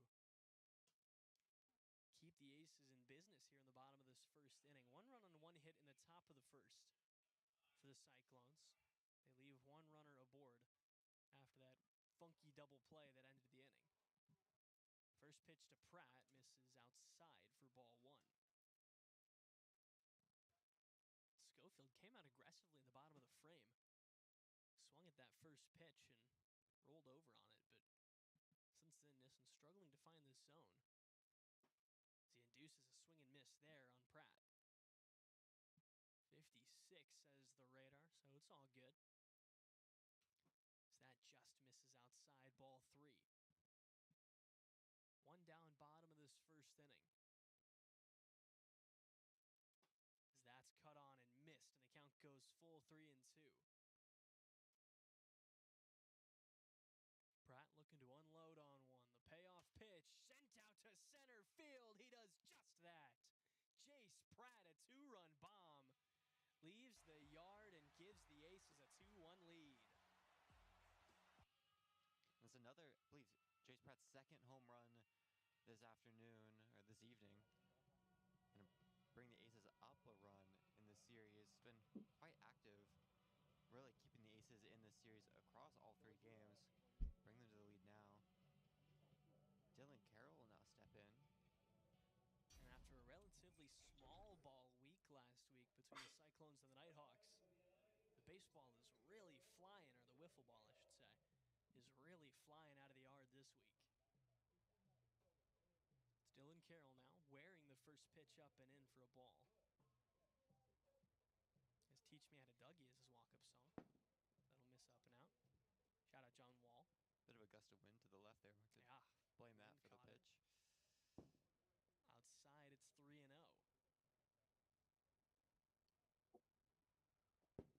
So Carroll works a walk on 4 pitches, and the lineup flips for Aaron Schofield. I mean, as you were saying, quite a few more home runs there are this series than in the Cyclones last Wednesday. I believe, though, if you were to pick a matchup in the AWA that would garner the most home runs, it would be these 2 teams. At least historically speaking, that ball missed behind Schofield for ball 1. As he wears that one off the front shoulder. And actually a relatively wise play on that first ball, that first pitch he took, as he rips this one out towards center field. Knocked down by Wilson. And everybody's going to be safe on a base hit single. It was a close play over there at second. Wilson knocked it down and tried to beat Carroll to the bag. But Dylan Carroll just sneaking a foot in there in time. Yeah, looked to have a couple chances to secure an out there, but he's not able to come away with any of them, as runners will now be on first and second for Valdez. First pitch to Pratt misses inside, taken for ball 1. So that finds the zone, but it's at 61. It'll be a speed check.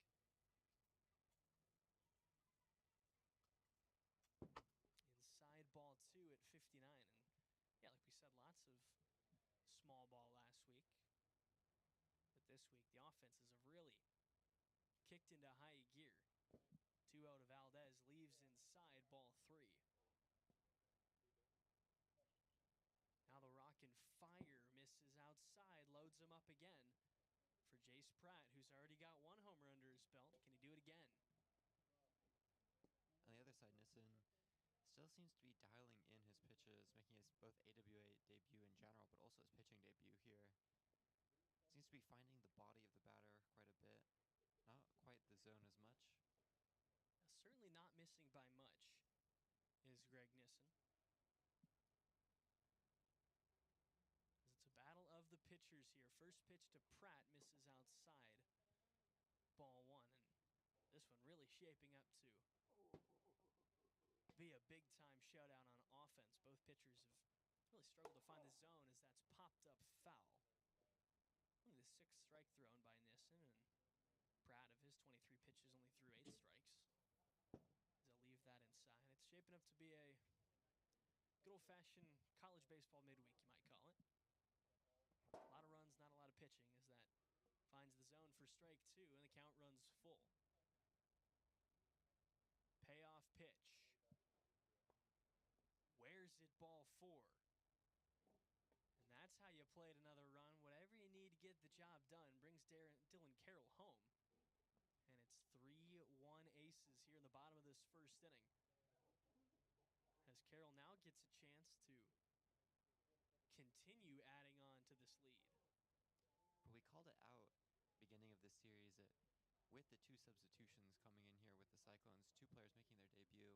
After they get past Eddie Brown's eligibility, what would the pitching look like? And it's going to be another ball hit to the back of the park by Dylan Carroll, but we caught by St. Phillips. Everyone will hold their place. It's only going to be the second out in this inning, though, as the Aces have already crawled up to a 2-run lead at 3-1. And a wise play there from Schofield, who thought about tagging and trying to score. But Phillips has an 80-grade arm out there in center field, so smart to hold up. So the lineup turns for him again, 1 for 2 on the afternoon. As he leaves that one behind him. He's doing a nice job of pulling the bat back in on these pitches behind him. Because every once in a while that can catch the bat and go down as a foul ball. This one in for a strike. Missing outside. Just past the bottom of the 7 o'clock hour here in the PNW. Huge cut right there from Schofield, but he can't connect with 60. And it's 2-2. Now the rock and fire. Just a bit outside. Tried the quarter and missed. Might be the greatest baseball movie of all time. Major League. So count full 3-2. Nissan deals and misses inside for another walk, and it's 4-1 Aces. Station to station they go. Everybody just trying to get the job done.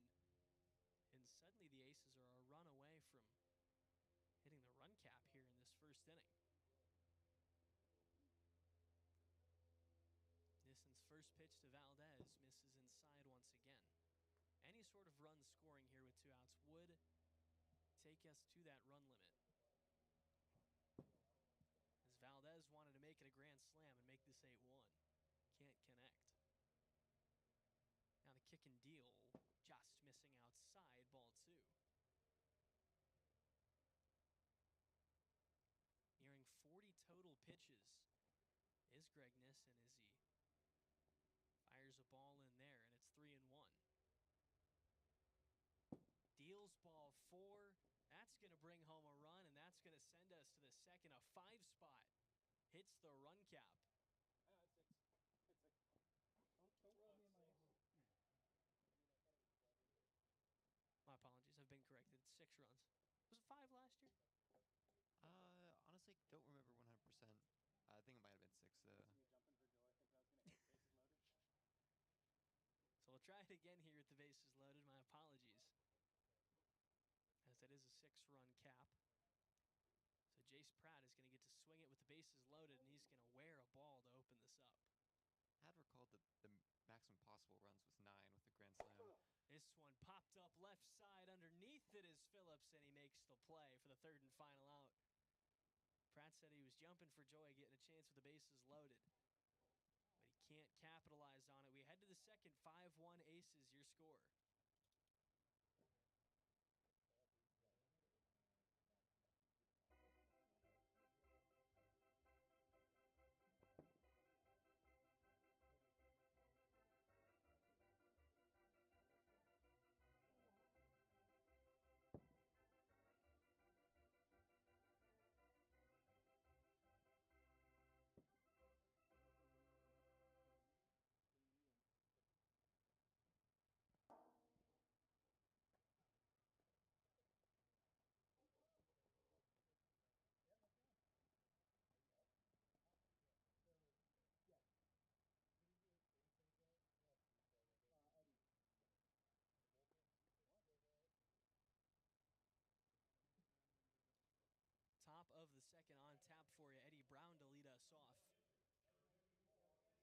for his first at bat of the day, technically. He did walk in his first plate appearance as he swings on the first pitch and just hooks it inside the line.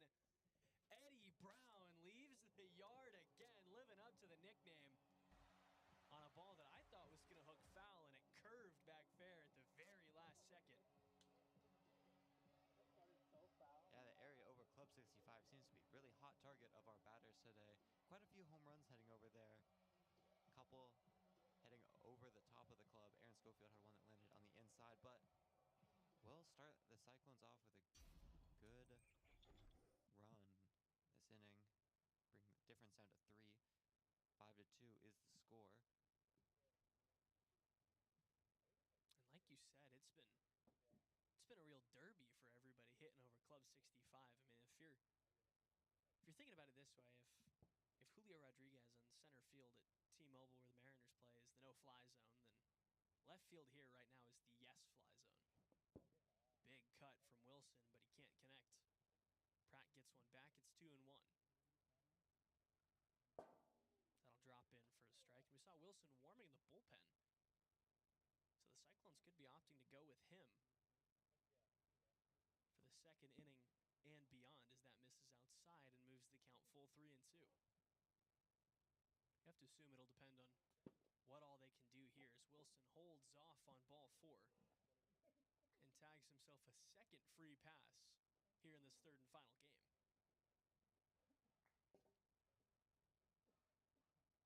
So Nissen 0 for 1 here in game 3. Looking to keep this rally going in the top of the second. Already a run across. And another sits on first. Tying run sits on deck. As Nissen grounds this one over towards Schofield. Nearly ate him up. But they get the force out over at second. Nissen in safely on what will go down as a fielder's choice. Yeah, Carroll actually running from first base over to second beats Wilson there. Gets the tag out.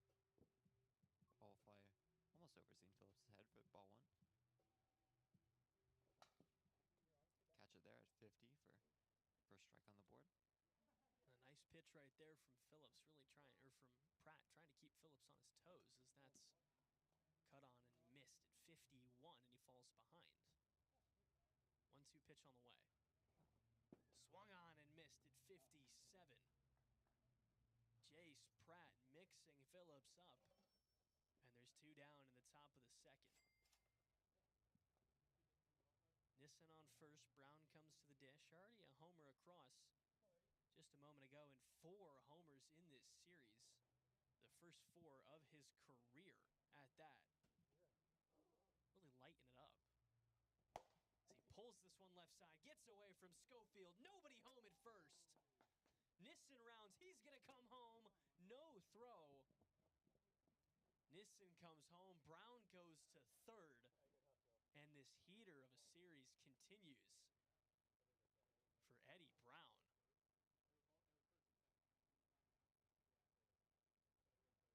And of course, ball out of play. Brown will take the automatic double. It moves Nissen to third. I called it out on the last play with Carroll running over to second. Does it again on this play. Leaves no one at first. Ball's then thrown past first. No one there to grab it. Allows both runners to advance a plate. It makes way for Steven Wilson, who swings on the first pitch. And it makes sense to throw to first if you're Schofield. You know, it's kind of a natural instinct. But nobody home, and suddenly the tying run is at the plate. And that's another guy having himself quite a series. A couple of rookies swinging it well. I feel like I'm watching 2021 Akil Baddoo, who made his Major League debut and just lit the world on fire. That misses, it's 3-1. 2019 Aristides Aquino. There's a deep cut. In for strike 2, and the count is full. Wilson looking to prolong this inning. Takes strike 3. Pratt froze him. Ties him up on a high outside heater. And we head to the bottom of the second. Cyclones get 1, but nothing more. 5-2 your score.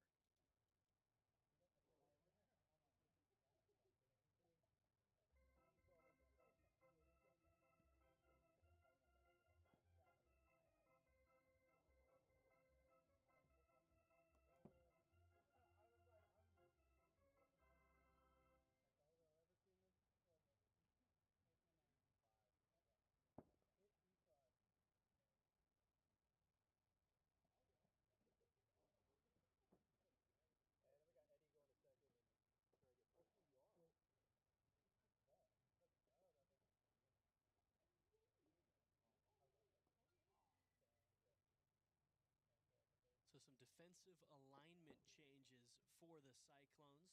Steven Wilson taking over on the hill, making his pitching debut for the Cyclones. Greg Nissen moves to first. Eddie Brown will shift over to second here for the bottom of the second inning. Aces trying to build on what is currently a 5-2 lead. It'll be 4-1 and 2 due up. Carroll, Schofield, and Valdez set to go to work. As I just got a text, we got a cycle in the big leagues. Pete Crow Armstrong hitting for the cycle for the Cubs. One of my buddies is a Cubs fan, and he's posting all about that. Very excited. So always something cool to see. I've seen one cycle live in my entire life. Yordan Alvarez against the Mariners 2 years ago, I think. First pitch into Dylan Carroll in the first pitch of Steven Wilson's pitching career here in the AWA. Misses up and in for a ball.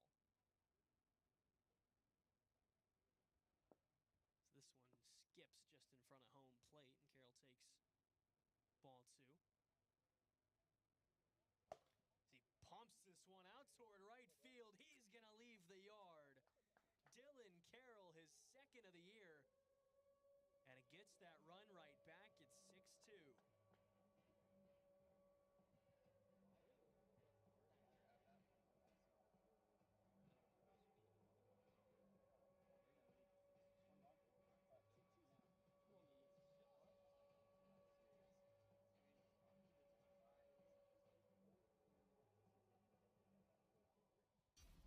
So just like the Cyclones did last week, the Aces trying to really boat race this third and final game.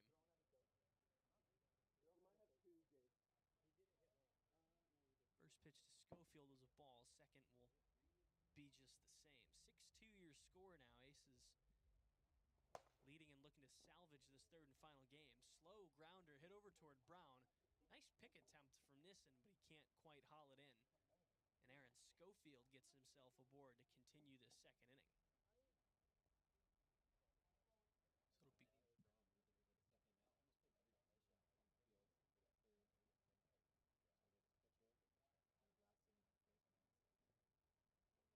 So it'll be first pitch into Valdez, taken for a ball.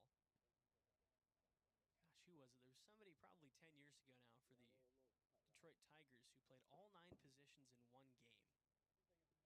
I'll have to figure out who it was as Valdez takes ball 2. And I did get a note from our production team that Will Ferrell did that in spring training. I don't think he caught, though. Valdez ahead 3-0, takes ball 4.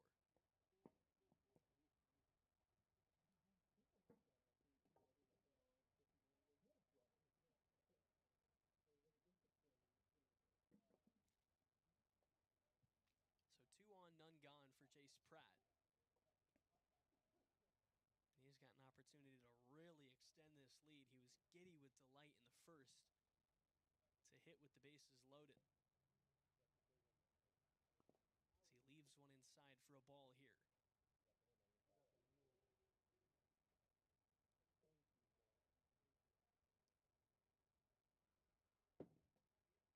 1-0 misses in the same spot.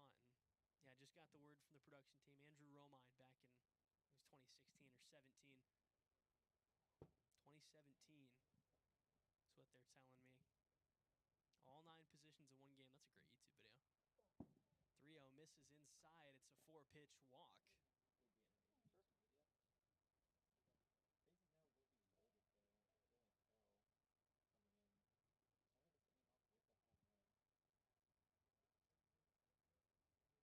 Yeah, like you said, already won leaving the yard here in this frame for Dylan Carroll. We'll see if he can do it again.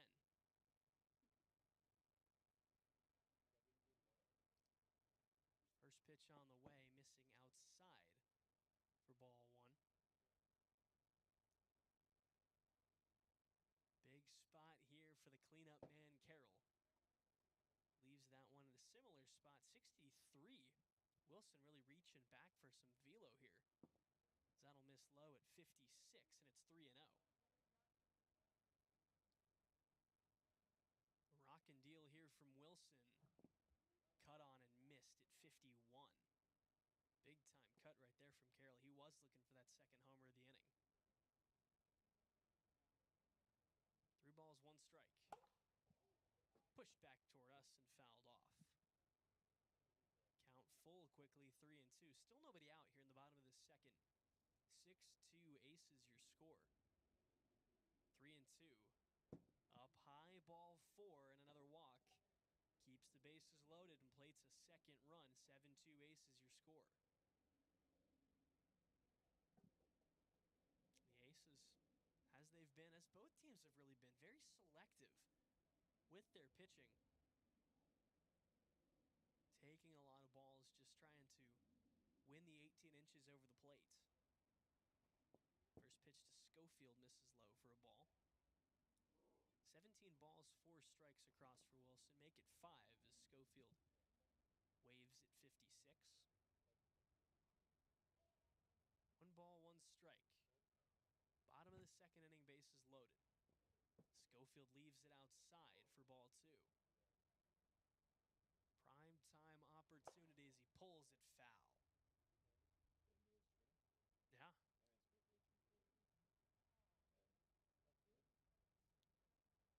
2 balls, 2 strikes. Nobody out here in the bottom of the second. Wilson deals a 2-2 and misses inside ball 3. And we'll need a quick restock here. Already really taxing on that arm for Steven Wilson. 25 pitches across in this, his first inning of work. And unfortunately for him, technically, as of now, his ERA and WHIP are both infinity. Full count. Count is full, 3-2 here. Big chance for Wilson to get his first out, but he leaves it upstairs, ball 4, and it plates another run. It's 8-2. It'll be Moses Valdez with an opportunity to take some cuts.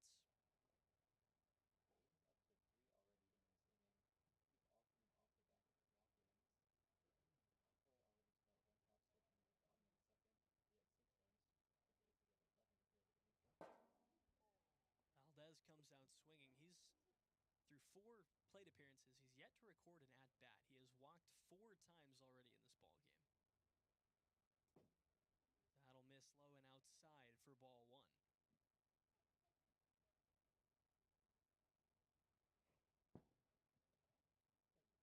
Cut on and missed for strike 2 there, and Valdez balls behind. 1 ball, 2 strikes. Turned on toward left field, but just foul. Thought he had a grand slam, but it just hooks to the left of that fair foul pole.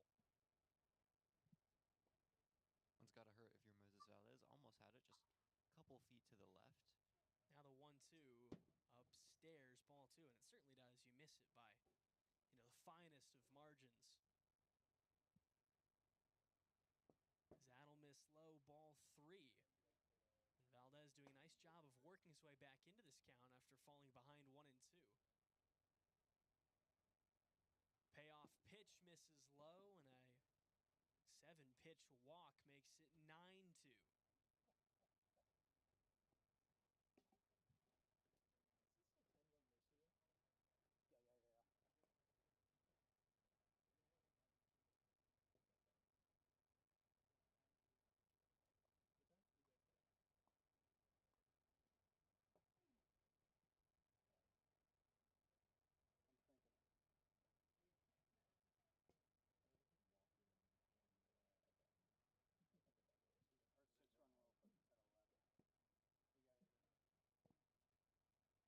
So big spot here for Jace Pratt, 1 for 2 with a pair of walks. First pitch to him misses up and out for ball 1. Still nobody out here in the bottom of the second. 9-2 Aces your score. Ground ball left side. Going home and making the play is Zane Phillips. They get the force, but nothing more. Bases stay loaded.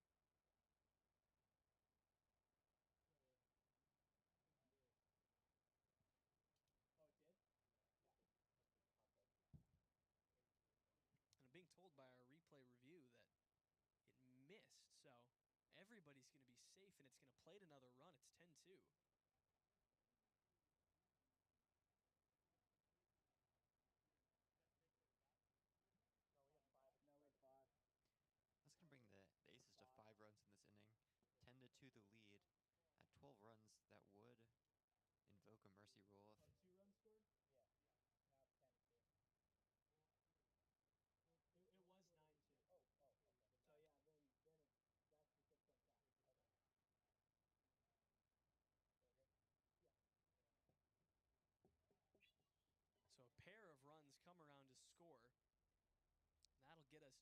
6-run cap, and that will end the inning. So we go to the top of the third, 11-2 your score.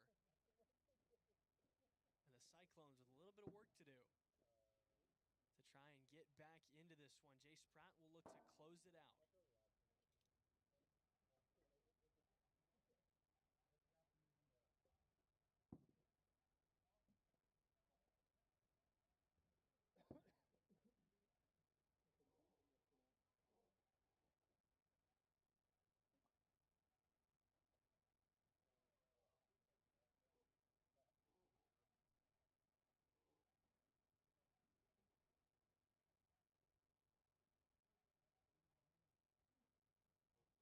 So it'll be Nissen, Phillips, and Brown here in the top of this third inning. Cyclones looking to scramble back into this one. They can rest easy knowing they've already won this series, but they'd love to at least piece together a few hits here, take some momentum. They'll get a little bit of time off, though. Much needed if you're the Central Cyclones, who are essentially playing a back-to-back. They've played 6 games in about 5 days. Nissen ahead 3-0 here, looking for a leadoff walk. As he taps that one foul and stays alive. On the other side, if you're the Atlantic Aces, this performance in Game 3, I think could be really inspiring, getting back into kind of the form you expect out of them. Payoff pitch misses downstairs. So Nissen does work that leadoff walk. Style of strong batting combined with very solid pitching. They were unable to pull out wins in either Game 1 or Game 2 due to very strong performances from both Eddie Brown and newcomer Steven Wilson. Sometimes it's just not your day, which was the case in those first couple games, but the Aces bouncing back to at least take a game out of this series as Phillips watches strike one to open this at-bat. That one a little low off the base of the strike zone. 1 ball, 1 strike as that broke dead left and out of the zone. Healthy cut right there from Phillips, swinging out of his shoes right now. Trying to scratch a couple across potentially. Tags it foul, stays alive. 2-2 pitch from Pratt. Just missed outside, ball 3. Count full with nobody down. As it'll miss up high and back-to-back walks. Get something going here for the Cyclones in the third as Eddie Brown steps in. Already 2 for 2 on the day with a homer and a ground rule double. Brown will briefly collect himself, now step in. 2 on, none gone here in the top of the third. 11-2 Aces your score in this third and final game as the shadows grow longer. They've engulfed much of the field outside of the AWA Wiffle sign in right center. Brown ahead in the count 2-0. Pops it up. Pratt comes over, nearly collides with Brown. Tough play. Nissen's going to move to third. We're going to have to take a look at the replay. We're gonna have to, yeah, take a look at the replay here because Schofield couldn't quite catch it, but it looked like it bobbled out of his hands and caught Nissen on the foot. So we'll take a look at this real quick. This could be a double play.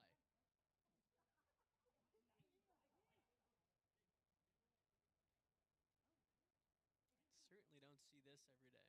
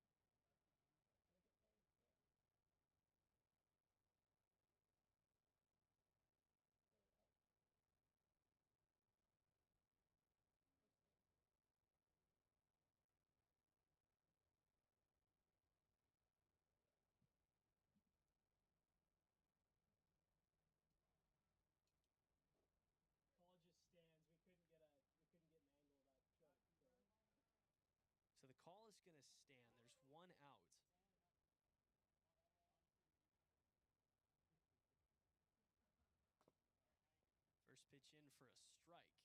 This was a heads-up play by Nissen to tag and move to third. He more than likely would have been safe had Schofield caught the ball, but we had to take a look just because it did bounce out of the hand. That misses inside, ball 2.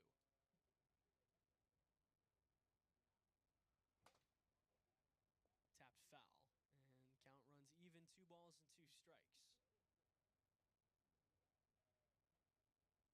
Pratt looking for the second out here. The rock and fire. Got him, but it was 61, so we'll speed check it.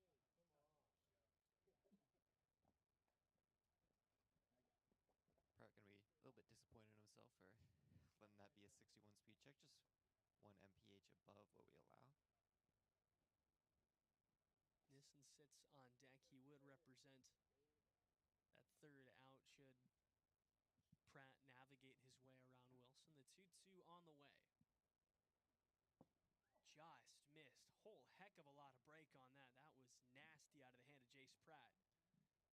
But just missing. Felt like there was a bit of anger in that pitch. 3-2 leaves it inside. It's ball 4, and that'll load him up. 1 out here in this third inning. Bases loaded for Greg Nissen, and a big opportunity here to potentially pick up your first career homer. What a homer would be to really get the Cyclones back in the series after staying alive after that third base call. I'll watch ball go outside for 60 for ball 1. 57 will go low. 2-0. Pratt just trying to work his way out of this one, but misses high, ball 3. And deals a walk. That'll score a run. It's 11-3, so you just got to do it 1 at bat at a time. And there's no run limit here in the third inning, so the Cyclones, in theory, could get up even to 15-plus runs. Almost certainly. Don't feel like Pratt will really let them get that far, though. Zane Phillips stepping in. No home runs on the day. Not so characteristic of him normally. Ball 1 to go high. See if he's able to come up with something here. Pratt, interestingly enough, really trying to just kind of nibble at the corners, which you don't see a lot of, especially in a spot like this. Big cut from Phillips, but he can't connect. Yeah, moves away from the corners and straight into the center of the zone. Is able to get a swing out as well. 2-1, like you said. 1 down in this inning. Bases loaded. Cyclones still trail by 8. Game's not over, though. We've seen large comebacks here in the AWA, especially in this third inning. 2 balls, 1 strike. Pratt comes home, and it's pushed out toward right field. Hooking foul and up off the roof of the shed. Tried to go backside with it. Executed it pretty well, but it just pulls itself foul at the last possible second. Now the 2-2. Submarine style got him swinging. Dialed up the Tyler Rogers type offering right there. And that's got to be a tough one for Zane Phillips. Almost gets that grand slam. Yeah. Ball moved like it was being pushed by the wind, but air's a little still out tonight. Don't know if really blame that. It's going to go straight to Aaron Schofield. It's going to tag second. That's going to end the game and the series. It's 2-1 for the Central Cyclones. Ace is able to come away with Game 3, though, in a dominant 11-3 win. They look good in that third game. That's what they'll be looking for here in the back half of this season. A nice job of salvaging this third and final game, but that'll wrap it up here in the PNW. 11-3 Aces win Game 3. 2-1 Cyclones take the series. Thank you all for joining us. Enjoy the rest of your Monday evening. Good night, everybody.